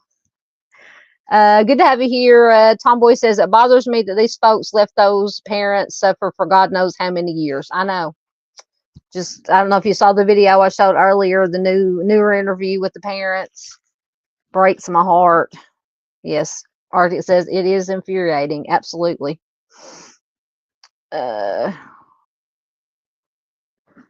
Miss Anna says the reason the electricity went out that night is because a vehicle had knocked down a power pole. Has been said the driver was killed, but I do not have a source for that. Okay, excellent.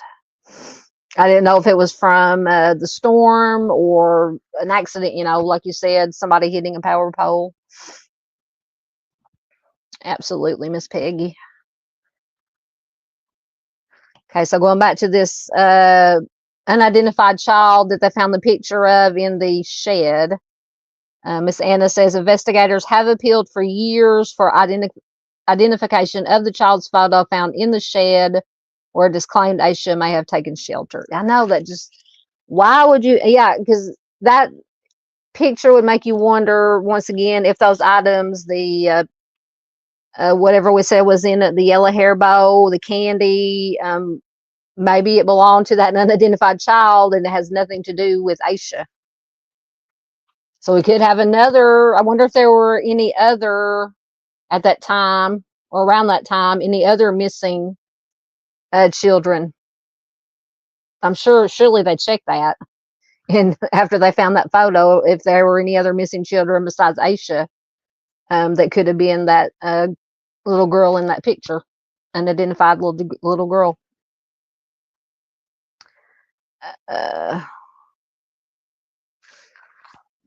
Miss Anna says Disturbia True Crime has proved that a lot of the original information we get from the press is inaccurate. Descriptions of the night and terrain, for instance, are wrong. I'm going to have to watch that. So it's Disturbia True Crime. Excellent. I will watch that.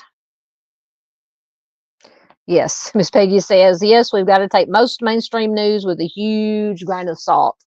Absolutely. Yep. Anna says, Asha was afraid of the dark and a violent storm. She was not appropriately dressed for such a cold, stormy night. Was she planning on being picked up by someone? Maybe, maybe not. I don't see. I've wondered that too. I mean, that could be the only, in my mind, logical reason I could come up with for her leaving the house in the middle of the night with rain and storming, with just her backpack and a couple of changes of clothes. Did somebody tell her, hey, meet me around the corner at such and such a time, and whatever. And either that person didn't show, and then so she started walking, maybe, or that person did show, and whoever that person was. But then we've got if they're correct, we've got the two truck drivers that said they saw who they think was Asha walking down this certain stretch of road. Now, once again, that's, was it really Asha? Was it not? Yeah, that's, did somebody tell her, meet me, meet me down the street, around the corner, I'll pick you up. And who was that person, if that's what happened?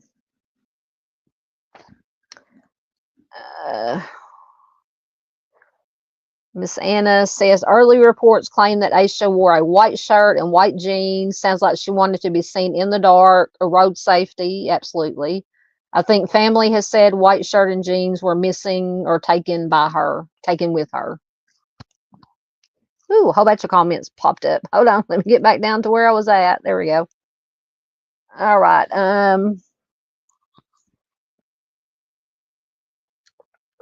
Yes, that's another point of contention.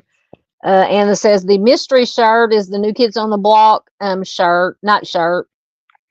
Some think a black girl wouldn't like the band, but that is false. Apparently, all kids like that band. Yes, everybody loved, even me, and I'm an older end of the New Kids on the Block fans. But yeah,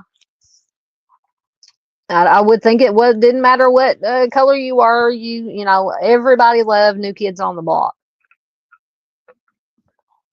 And I can't remember, it's been said, now once again, coming from the press, media, so like who was it, Miss Peggy said earlier, take it with a grain of salt. I'd heard that Asha's mother had said that the New Kids on the Block shirt wasn't hers, but now that, who knows if that is correct information once again.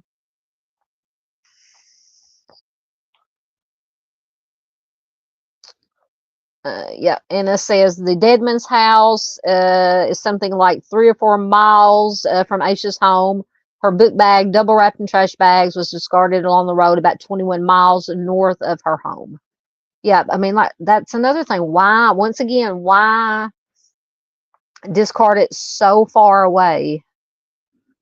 Just burn it. I mean, there are easier ways to dispose of evidence. You could call it evidence. Yep. Allegedly, a witness came forward around 2015, after which investigators said Asha was seen entering or being pulled into a large green, 70s era car. Yes. Yep. So hence that's why they took the green Rambler, I believe it was, from the Deadman's property.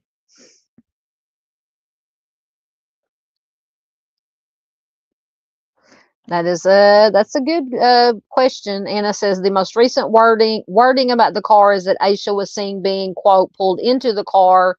If she was injured, would she have been pulled in? That is a good question. It depends on who. So let's say, just for shits and giggles, that it was an accident. It was maybe two of the Deadman girls in the car. So Asha was what, 9? She wasn't a big girl. I mean, but who knows how big. So the Deadman girls would have been in their early mid-teens. So possibly it might have taken two of them or one of them to, pull her into the car. They might not have been able to pick her up and put her in the car. So that's possible. Or if it was allegedly, let's say, go out on another, just for giggles, if Roy Deadman was there, or an adult was there, you would think that an adult male, or even an adult female, could have picked her up and put her in the car, as opposed to pulling her into the car.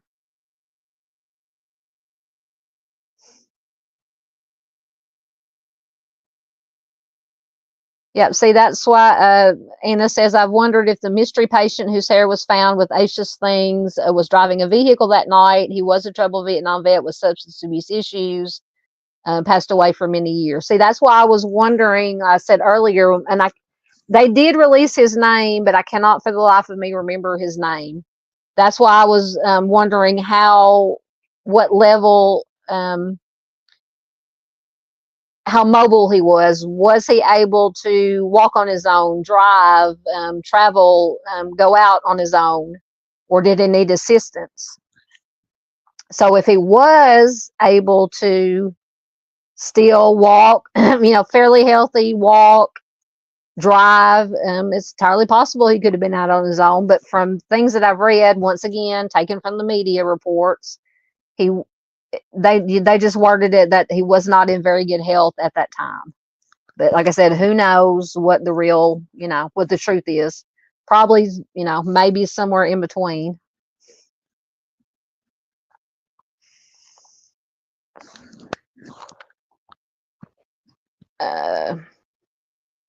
Yeah, and it says some of those texts sounds to me like the father wants his daughters to provide a cover story to hide the truth. In my opinion, I could be wrong. See, yeah,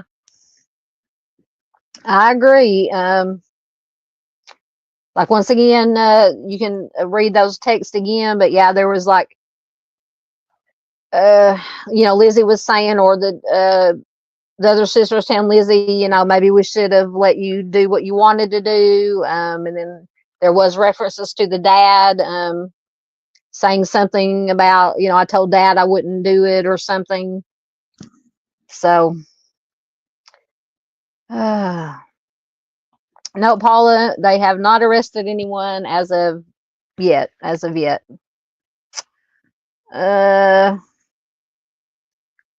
But maybe if, like I said, once again, innocent until proven guilty, or proven any connection. But to me, they're slowly building up, in my opinion, some good connections to the Deadman, from, between the Deadmans and Asha and her disappearance.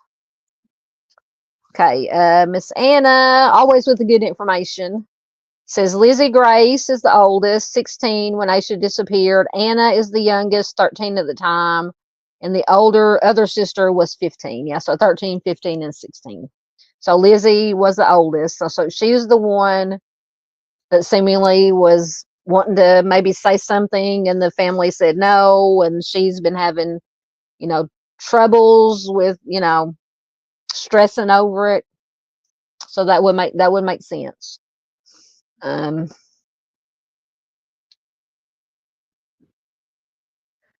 That is a good point too. Miss Peggy says maybe they didn't burn, maybe whoever it was didn't burn the book bag thinking the fire would draw attention. That is true. But just going back to, once again, allegedly, if it was member or members of the Dedmon family, they owned a lot of property. They had all that property that the care facility was on. I think they had at least one property that a house that they lived on. I think maybe another property with a house on it. So you would think, if it was them, once again, and I don't know how rural of an area this is, that just throw it in a burn barrel or a fire pit or something and burn it, and people wouldn't really notice. Because I'm assuming, book bags aren't that large. I mean, there are large book bags, but you would think a 9-year-old would have a smaller backpack book bag. I wouldn't think that it would draw a whole lot of attention. Now, that's just my opinion, but that's a very good point, Miss Peggy.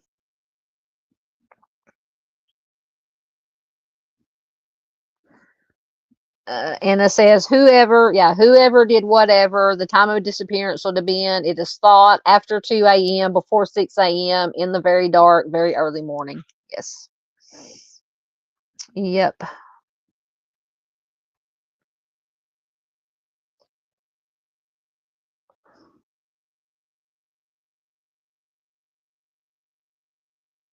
Oh, Arctic. Okay. It says Amber Alert out of Utah for 1-year-old Josephina Jimenez. Okay, hold on.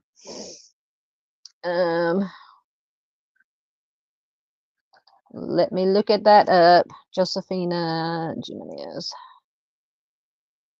Give me 1 second.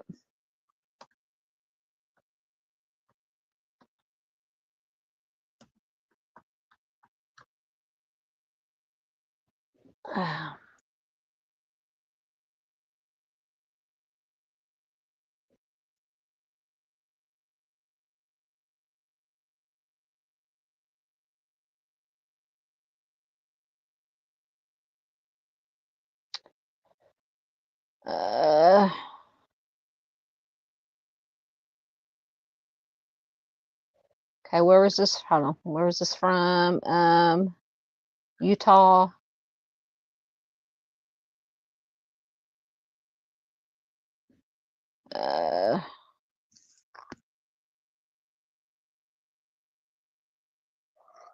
I'm not finding anything.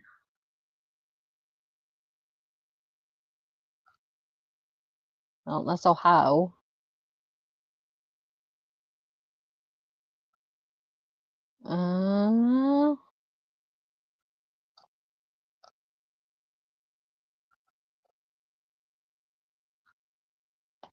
Dang, I hate it when I can't find it. I just have Google here.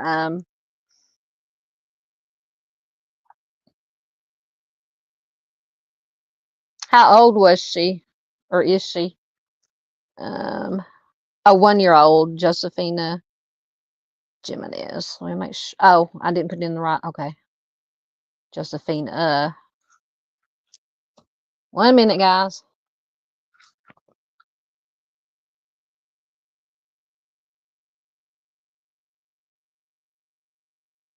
Okay, here we go. Let me see if I can get this to come up.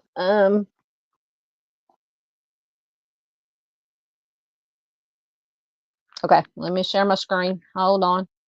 1 minute, guys. Working on the fly here. Take that down so we can read it.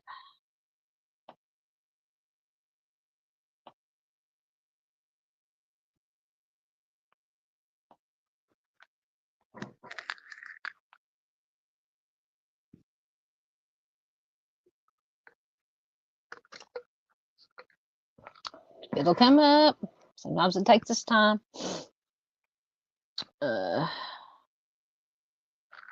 Get rid of the ad. All right, so Amber Alert, abducted Utah baby could be in Idaho. Be on the lookout. Oh, so I'm assuming that is the baby. Maybe, I don't know who that is on the left. Let's read. Get this ads out of the way. A child has been reported as abducted from a suburb of Salt Lake City and is considered in life-threatening danger.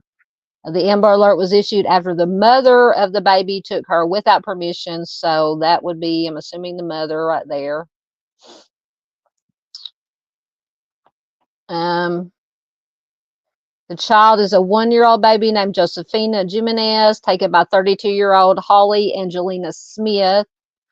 Smith is Josephina's mother, who was ordered by a court to surrender custody. Smith is a white female, 5'4", 100 pounds, with brown hair and blue eyes. She was last seen wearing black Adidas pants, a light colored sweater, and blue Vans shoes. Josephina is a 1-year-old white baby girl with brown hair and eyes, and was last seen wearing a brown onesie. Once again, there is a picture. The mother on the left, the baby, oh God, look at that little face. The baby on the right, Josephina. The Utah Amber Alert website lists Josephina with the headlines, child in danger. Okay, so they were last seen in the Glendale area, possibly near the Jordan River Trail, and are believed to be on foot. But detectives believe the family of Smith may be helping her hide. Knowing that, it's possible that she has since been picked up by car and traveled further than possible by foot. There's no indication she left the state, but those in surrounding states should be on the lookout, as SLC is less than 2 hours from the Idaho border. If you have any information, contact SLC PD at 801-799-3000 or 911. So let me get back down to the pictures, right? Oops, went too far. Right there. I'll leave that up there for a minute. Get to your comments. Thank you, Arctic, for that. Definitely, we'll be keeping our eyes on that. Absolutely.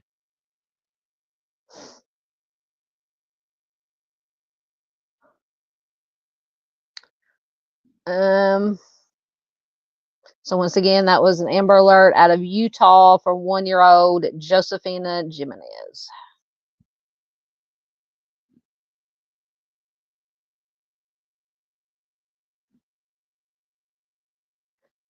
Going back to Asha, Anna says, it also sounds to me like police are squeezing the daughters in various ways, including press releases or daughters getting pressed to give information about parents. Totally possible.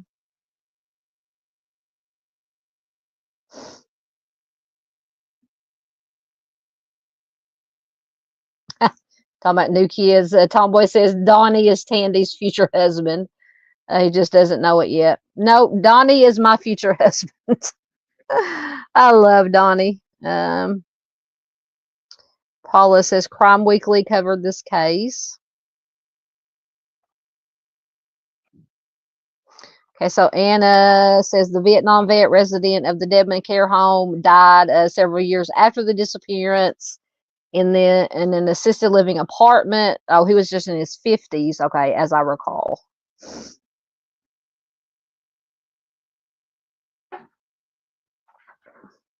Okay, so Anna says, all I ever heard about DNA is that there was a hair from one of the Dedman daughters and one from the Vietnam vet. They were on the trash bags covering the book bag. Okay.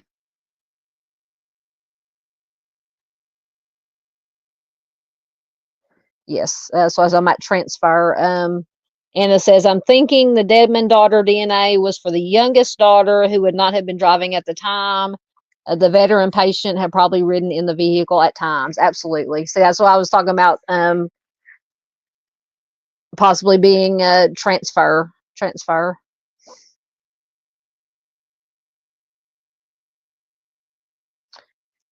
Anna says, in the search warrants from last September, it was stated that Roy Dedman had his 16-year-old daughter drive patients to medical appointments in the old car, which had poor brakes. Yep. If a major vehicle wreck that night, possibly a fatal wreck, had knocked out the electricity, lots of police would have been in the neighborhood. So less likely a predator would be out and about, in my opinion. I never thought about that. That is a good point. Absolutely.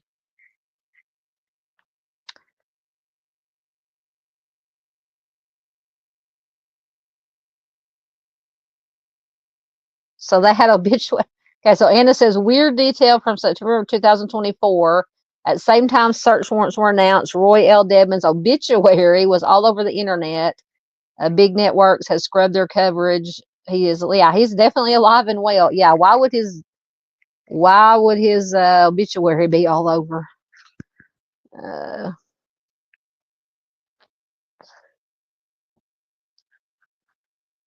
Oh, they also had details for a funeral. Really? Oh my goodness.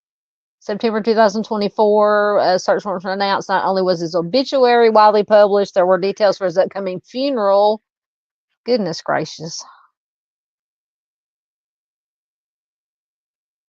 Yep, that is the question. Anna says, I like the idea that the book bag was tossed out of a vehicle prior to a roadblock, but who had her book bag 21 miles north of her home and why? That is the question. Most definitely.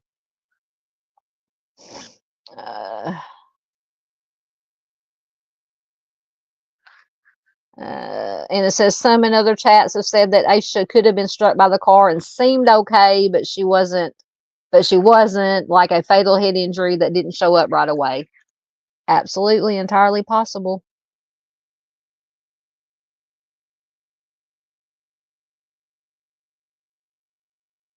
Yep.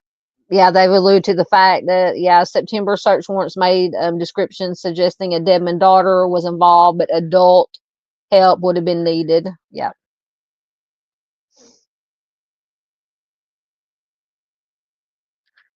Okay, so Anna says the vet patient was able to walk, sounded more like a mental patient. He had a lot of medical issues when he passed away in his 50s, a couple of days after Christmas.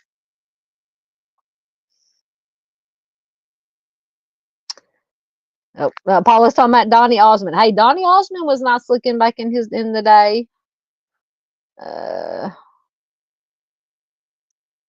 Oh, really? From Arkansas?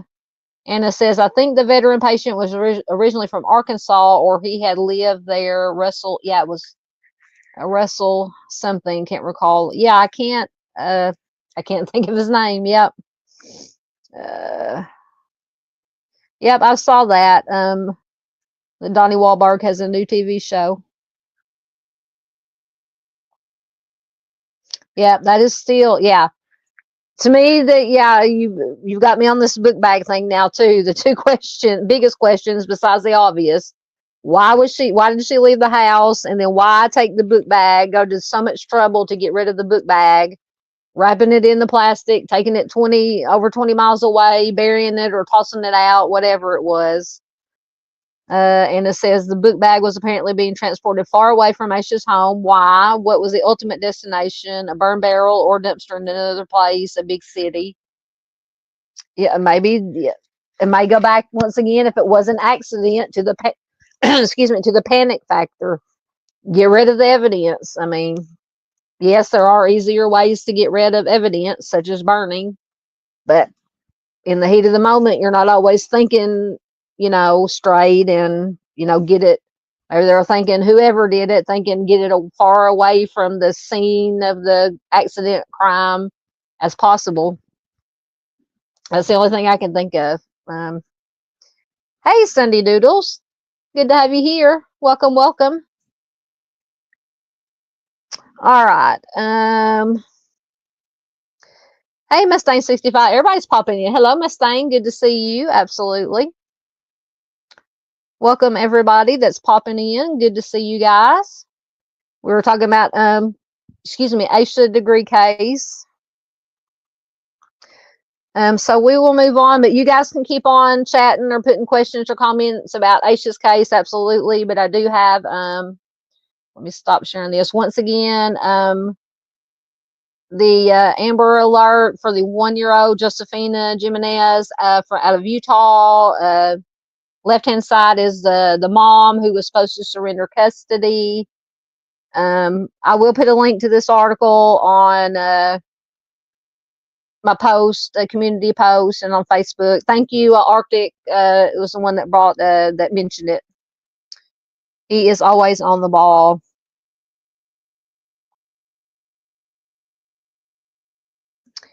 Yep. Anna says, whoever must have had Aisha's book bag at 20 some odd miles from Aisha's home was probably not the 16-year-old daughter, in my opinion. That day was a school day, and would a 16-year-old be driving that far from home?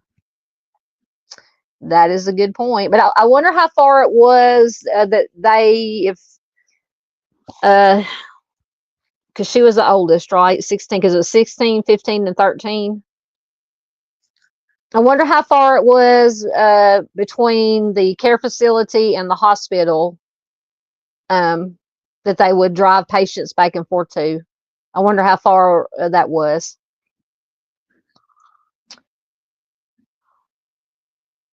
Mustang says probably daughter did it and parents covered up. Yeah, in my opinion, some kind of, and this is just my opinion, it was some kind of cover up, accident, cover up, or maybe, but I mean, I don't know, or maybe the Deadman daughters had, or maybe the Deadman daughters had some kind of problem with Aisha, although with the age difference, which the youngest, so Aisha was 9, right? I keep saying 9. I hope I'm right. The youngest Deadman daughter was 13. That's just 4 years. If they had some kind of beef together and then they something that night, but I don't know why it would be at, like 2 o'clock in the morning. Something got out of hand and Aisha ended up harmed. But to me, accident, I don't know, that just sticks in my mind. I don't know.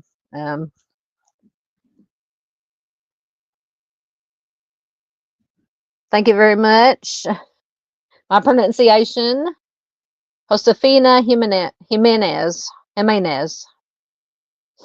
Thank you, Miss Anna.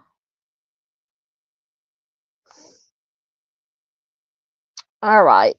So once again, feel free absolutely to keep putting comments and questions or thoughts in about Aisha's case. But I do have 2 more quickly, some cold cases that I wanted to share.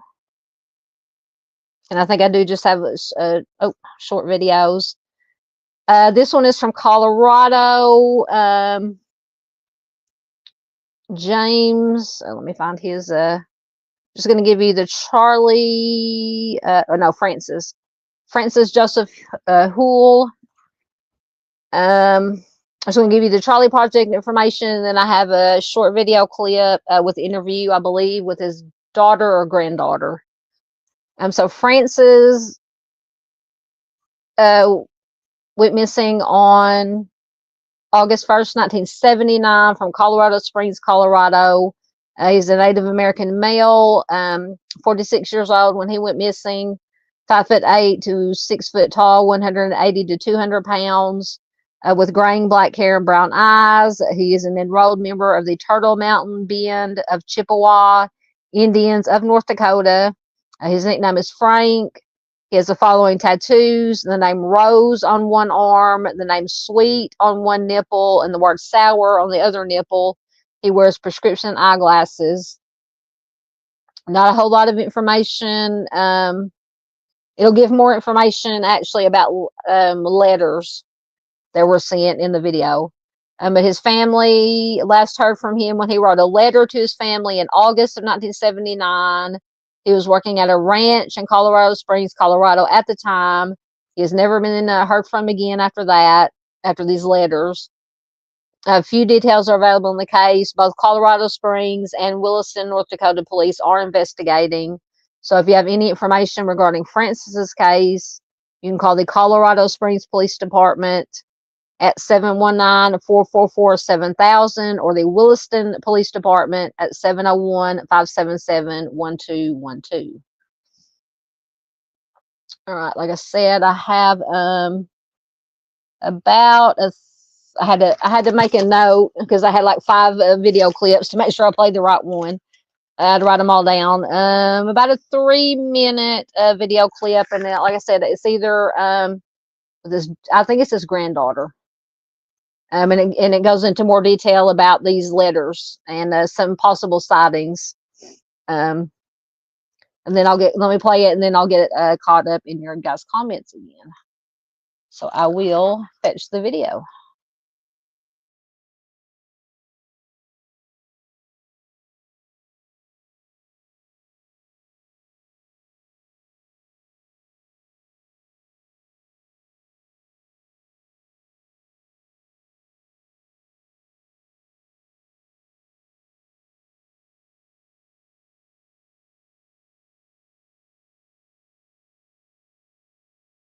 At 10, we begin with Colorado Missing Persons Day. There are 680 individuals who remain missing tonight across the state. Staggering number. Earlier today, family members brought flowers and photos and stood on the steps of the Capitol building to remember them. Our Greg Nieto speaking with one of those families tonight as they continue the search for their loved one. Greg. Yeah, Jeremy, again, 680 names read off earlier today on the west steps of the state Capitol building. Perhaps you've heard some of the names or seen some of the posters or postcards. Names like Nathaniel Hawkins, or Holmes, I should say, and Kelsey Schelling. Again, friends and family hoping to perhaps find them still alive. Samantha Houle never met her grandfather, but she can read between the lines. I can hear his voice in my head. Dakota granddaughter has been on a 4-year quest to find her maternal grandpa, Francis Joseph Houle. He didn't vanish willingly. Something must have happened to him. Pictures from the last family birthday he ever attended. Letters sent by Francis to Samantha's mother in the late 70s, perhaps holding the pieces to this mysterious disappearance puzzle. We still have the original envelopes with the addresses on them and the postmarks, so that's how we knew he was in Colorado Springs.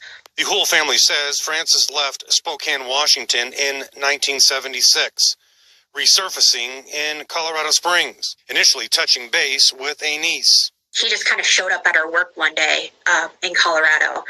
Working at places ranging from the Broadmoor to a local ranch.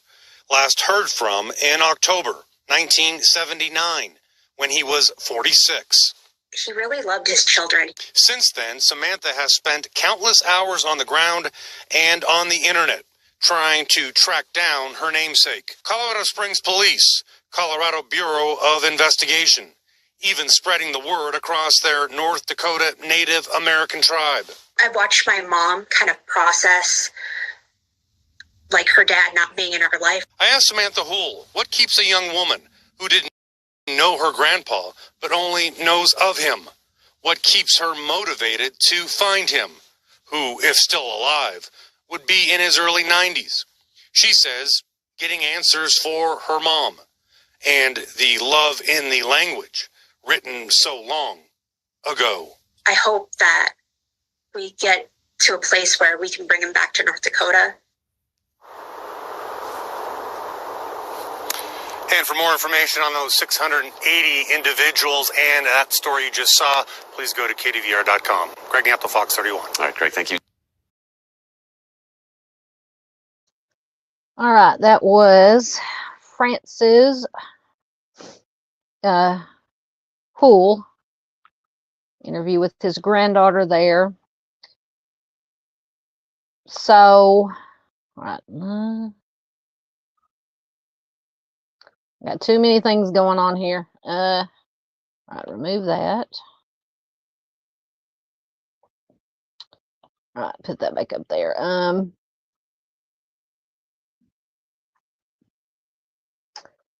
So they think, well, I don't know. They think, I mean, he could be alive somewhere, but why would he not contact his family if he was alive? And these letters, very, very strange. I'm gonna have to look into this one more also. See what I can find. Going back to Asha, Mustang says, I agree, accident and cover up. Yeah, just from, I don't know, like I said, just my opinion. Because it says she was supposedly seen walking along this a road, and then the fact that the Deadman girls did travel. Now, I don't know if it's the same road. I'm assuming it is. You know, did drive back and forth on this road transporting patients. Could very well be an accident, and they just panicked and covered it up instead of calling the police.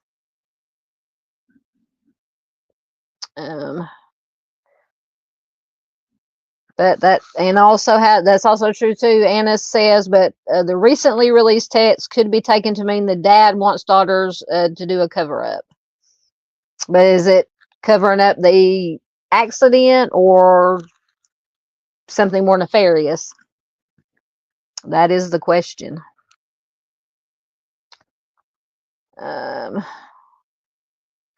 And it says Josephina, the little missing 1-year-old, looks very native. Name is Hispanic, but she looks more native than Mexican.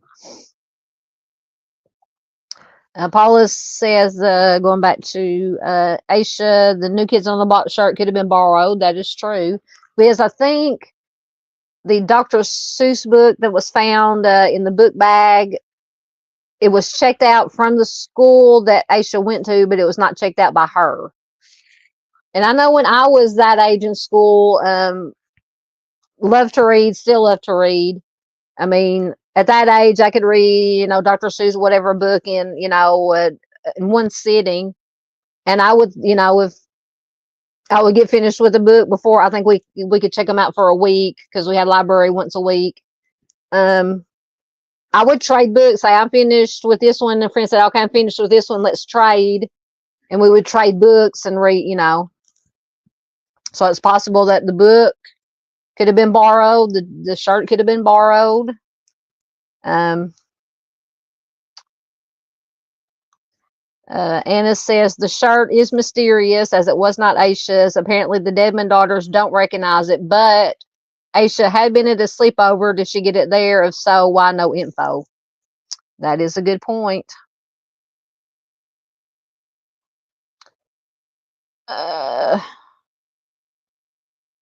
Yes, going back to, I'm assuming you're talking about Francis. Sunday says, I really hope she finds him. Absolutely. Absolutely. Mustang says it can be construed both ways. In my opinion, the recent text, yeah, that is true. That is very true. And they said they had more texts. They have not released all the texts, or they haven't, or maybe that's just the ones they found so far. They're going to dig more into the phones, so maybe they'll find some more texts that might have some more pertinent information. All right. I think the last case we had is from, I think this is the one. Yes, this is one from Tennessee. All right, Tomboy, thank you. Tomboy says, off to bed. Y'all behave. Yeah, right. We just won't get caught. Thank you, Tomboy, for being here. Tell Miss Tandy we said hi. Absolutely. Thanks for stopping in. Good to have you here. That is another good question. Anna says another good question would be, was Aisha in the same vehicle as her book bag when it was discarded? If not, where was she? Why would the bag be basically sent out of town? What about Aisha herself? I know. I would, and if they think, or authorities think, which they seem to think, that the Dedmon family, one or more members of the Dedmon family has something to do with her disappearance, I would be, but you got to have enough probable cause to get a search warrant to dig up the property that the care facility was on, all the properties that they owned, at least one, maybe two family properties they had. I would, if they could get enough probable cause to get a search warrant, I will be digging up them properties to obviously to see if her remains are there. I mean, that would be definitely be if they found Aisha's remains, obviously, at any properties associated with the Dedmons. That would obviously be the icing on the cake. No, they have not found her yet, unfortunately. Nope.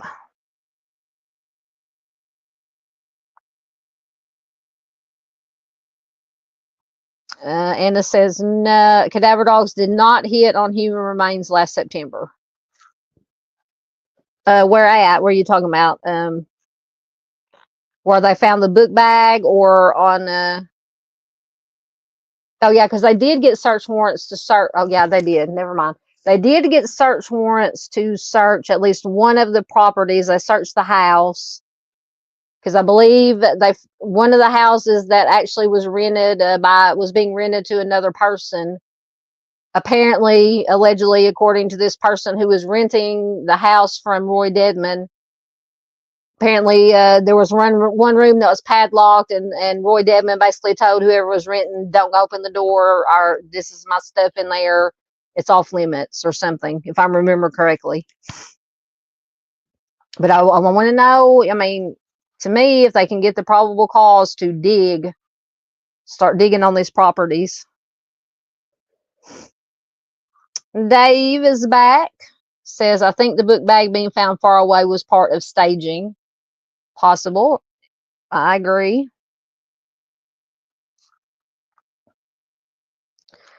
Yeah. Mustang says they probably should look between their house and where the book bag was found, but that would be massive. Yeah. A lot of territory. 20, well, I don't know. Yeah, it was 20 miles away, I think, was it from Asha's house?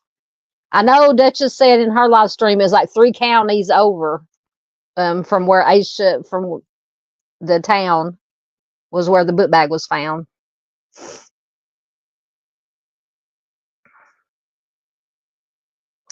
Absolutely. Anna says the real crime is likely to turn out that an accident was covered up, but Aisha's family was left without answers for all these years. That's the crime, letting her family wonder. Absolutely. Well said. Absolutely. Yeah, because I just keep going back to accident cover up, accident cover up.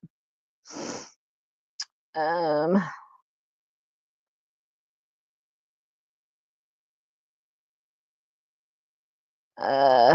right, so we will go to this is James Toliver.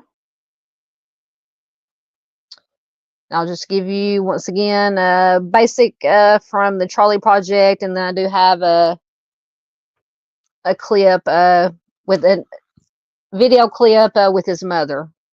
So Charles Lee Toliver went missing, or was last seen on February 4th, 2000 in Oak Ridge, Tennessee.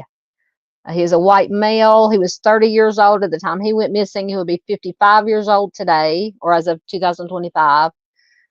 At the time he went missing, he was 5'8", 140 pounds, with red hair and blue eyes.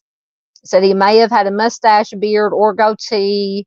He has a scar on the upper part of one of his legs. His ears are pierced. He has a dragon tattoo on one of his ankles and an additional tattoo on one of his shoulders. And his nickname is Charlie.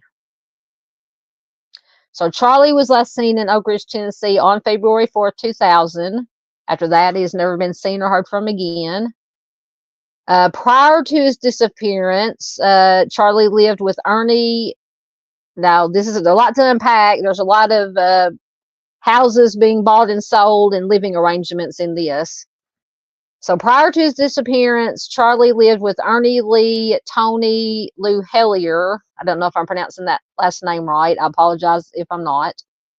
The men purchased 3 houses in the 1800 block of Glenwood Avenue in Knoxville, Tennessee. They lived in one house and bought 2 houses across the street. So they lived in one of the houses they bought, and the other 2 were across the street. They had planned to fix up those houses and sell them at a profit, but they never actually did so.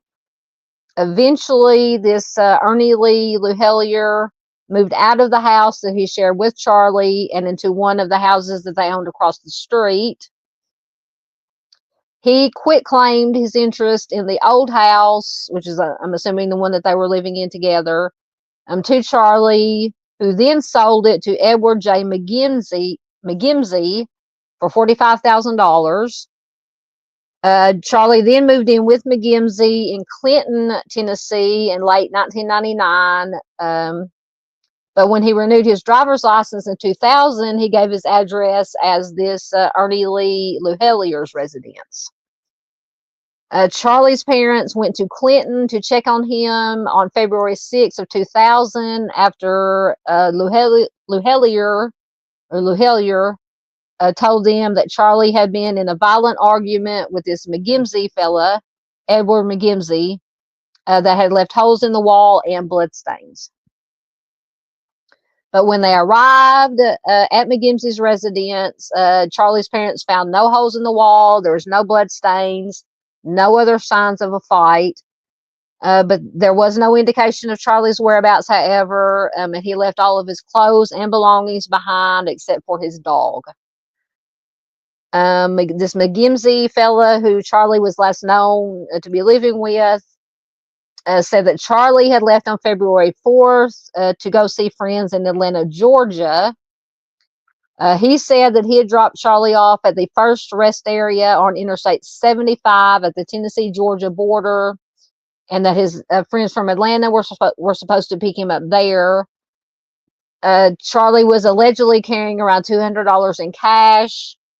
After another 2 weeks passed and his parents did not hear from him, they reported him missing.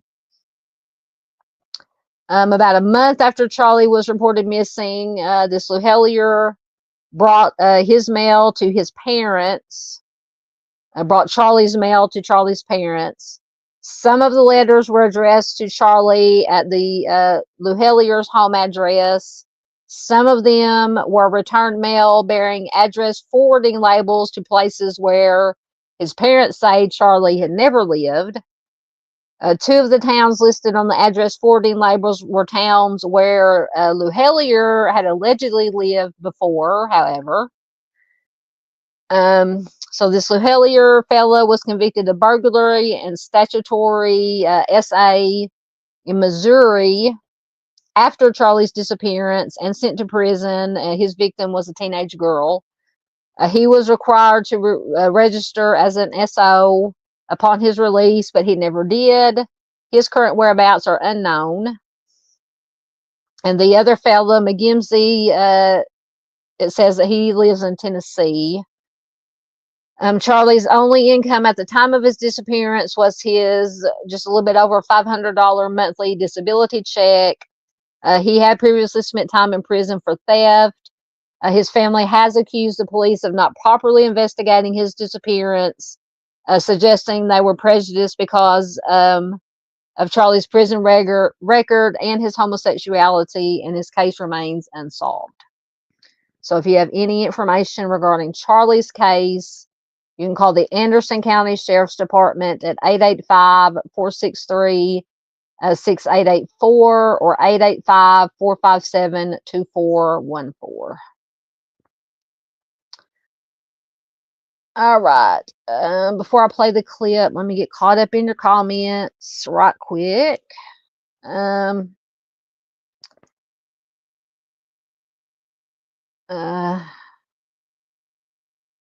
See where I was at. Hey, Dandy. Good to see you. There's our Dandy Linus. Thank you, Russell Underhill. That was his last name. Thank you. Dandy says DNA to Annalie Dedman Ramirez and a man named Russell Underhill was on the bag they found. Yes, Russell Underhill. I could not, for the life of me, think of his last name. Good to see you, Dandy. Glad you made it. Is Lisa Joe still here?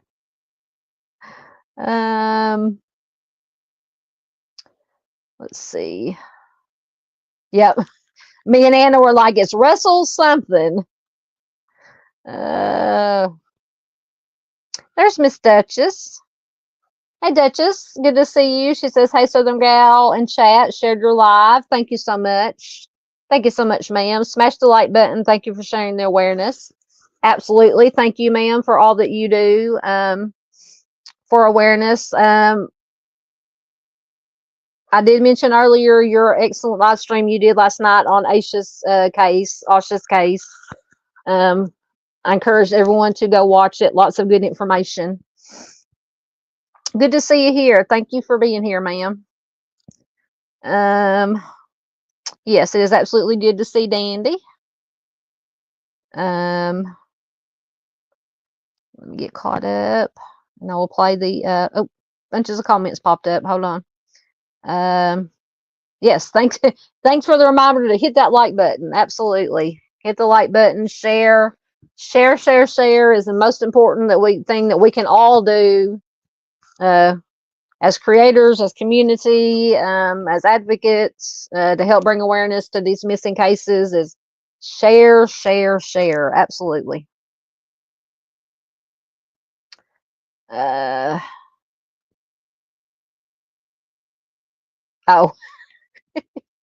no, but I'm not wrapping it up just yet.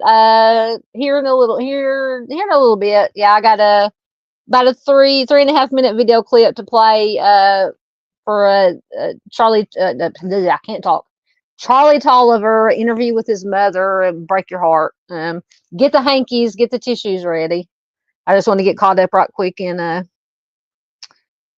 yes, Duchess says, thank you so much. I pray Asha gets justice. Absolutely. All right. So let me see which video it is. All right, I will fetch the video and play it and be right back.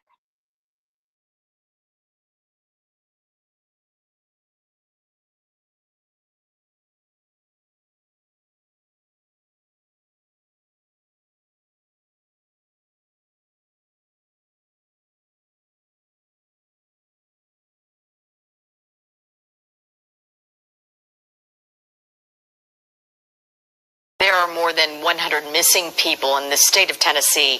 Many of those cases date back decades. But as the years tick by, many families still hold out hope. And that includes the mother of Charlie Toliver, who's been missing for 17 years. 10 News reporter Leslie Ackerson has more on his mysterious case in tonight's Appalachian Unsolved. My love for you is deeper than the sea. No words can express what you mean to me. They say a mother's love for her child is like nothing else in the world. You signed it, Charlie, and put a smiley face. P.S. I love you, Mom. And anything from her son is a treasure to Constance Toliver. That was my favorite. This he made when he was in school. In kindergarten, he said, Mama, I broke the tail off carrying it home.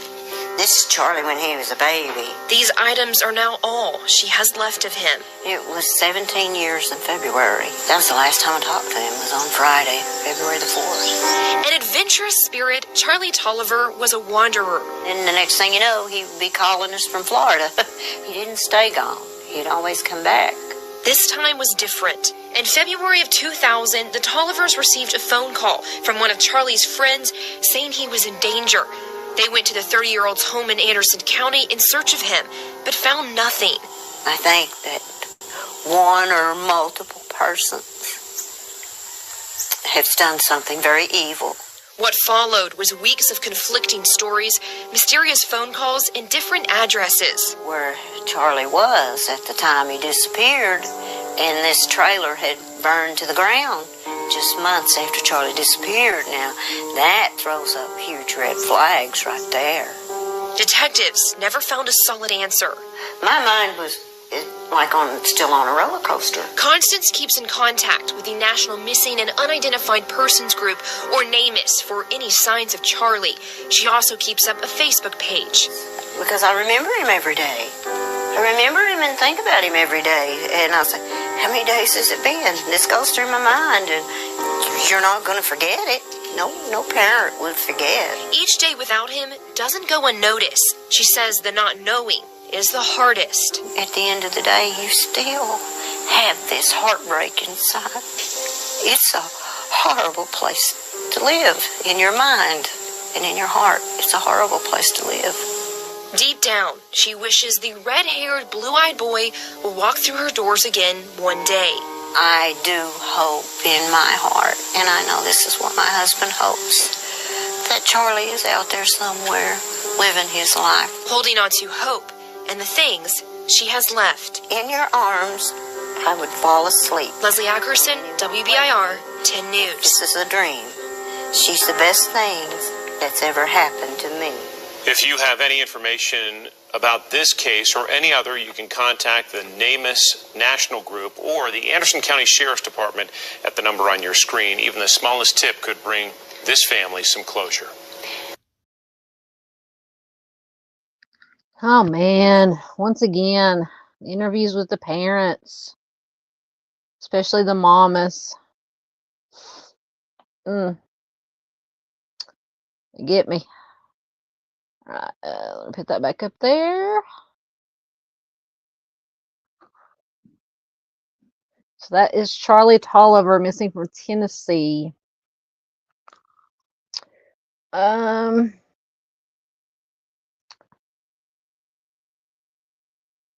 Duchess is going to go finish laundry.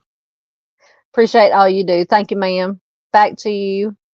Oh, I hate to hear that, Dandy. Dandy says she's got a banger of a headache listening in and resting. I hope it gets better. I've had just like a dull little headache today. I think it's just because my sinuses are all stopped up. Yes, absolutely. Justice for Asha. Absolutely. Thank you, ma'am. Miss Barb got Duchess a link in. Please do check out Duchess. She does wonderful work. Absolutely. All right, I think that is all we had. So we covered Charlie, Francis, Asha, of course. And so if anybody has any last thoughts, comments, questions on any of these or anything, cover that. That was Janice Marie Powers. Oklahoma State Bureau of Investigation is asking for the public's help for any information, and this is a homicide case. Once again, all the links to these articles are in the description box. Feel free to check them out, share them, read up on them to help bring more awareness to them. Once again, we have the very sad news about Michelle Elbow Shield. Her remains have been found. She was missing for a year. And her remains, I think, were found last year. And the Othram identified her remains. And then, of course, we still have Sophia Franklin still missing, along with Gary. Well, Gary Day's not missing. He is the bad guy. They're believed to be together. Once again, if I can make this bigger and read it. Sophia Martha Franklin, 16 years old, missing from Beaver Dam, Wisconsin. White female, 5'9", 186 pounds, with brown hair and blue eyes. She is 3 months pregnant. The suspect, who is the father of the child, Gary F. Day, 40 years old, white male, 5'7", 165 pounds, with blonde, balding hair, green eyes. They are believed to be traveling in a black 2014 Buick LaCrosse sedan with, it could be Pennsylvania license plate, could be Arkansas license plate, could be a totally different license plate by now. They could be anywhere. I think they're concentrating around the Arkansas, Missouri area right now because Missouri did issue an Amber Alert for Sophia. So within the last few days. So if you see Sophia or know of her whereabouts, call 911 or hold on.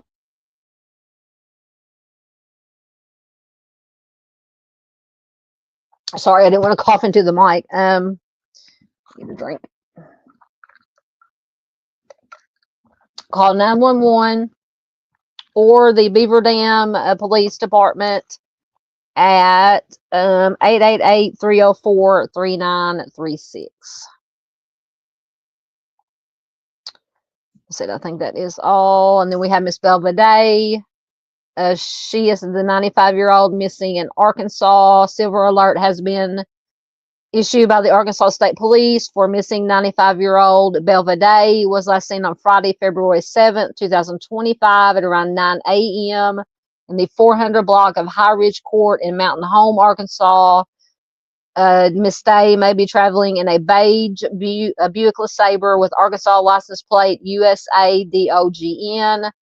Anyone with information should contact the Mountain Home Police Department or 911 at 870-425-6336. So I will, and then we had the Amber Alert that Arctic brought our attention to, the 1-year-old Josefina Jimenez from Utah. Her mother, she's believed to be taken by her mother, who was supposed to surrender custody of her. Once again, I will find that article again. I should have bookmarked it, but I can find it, and I will put a link to it in my community post for that, or see if I can find a poster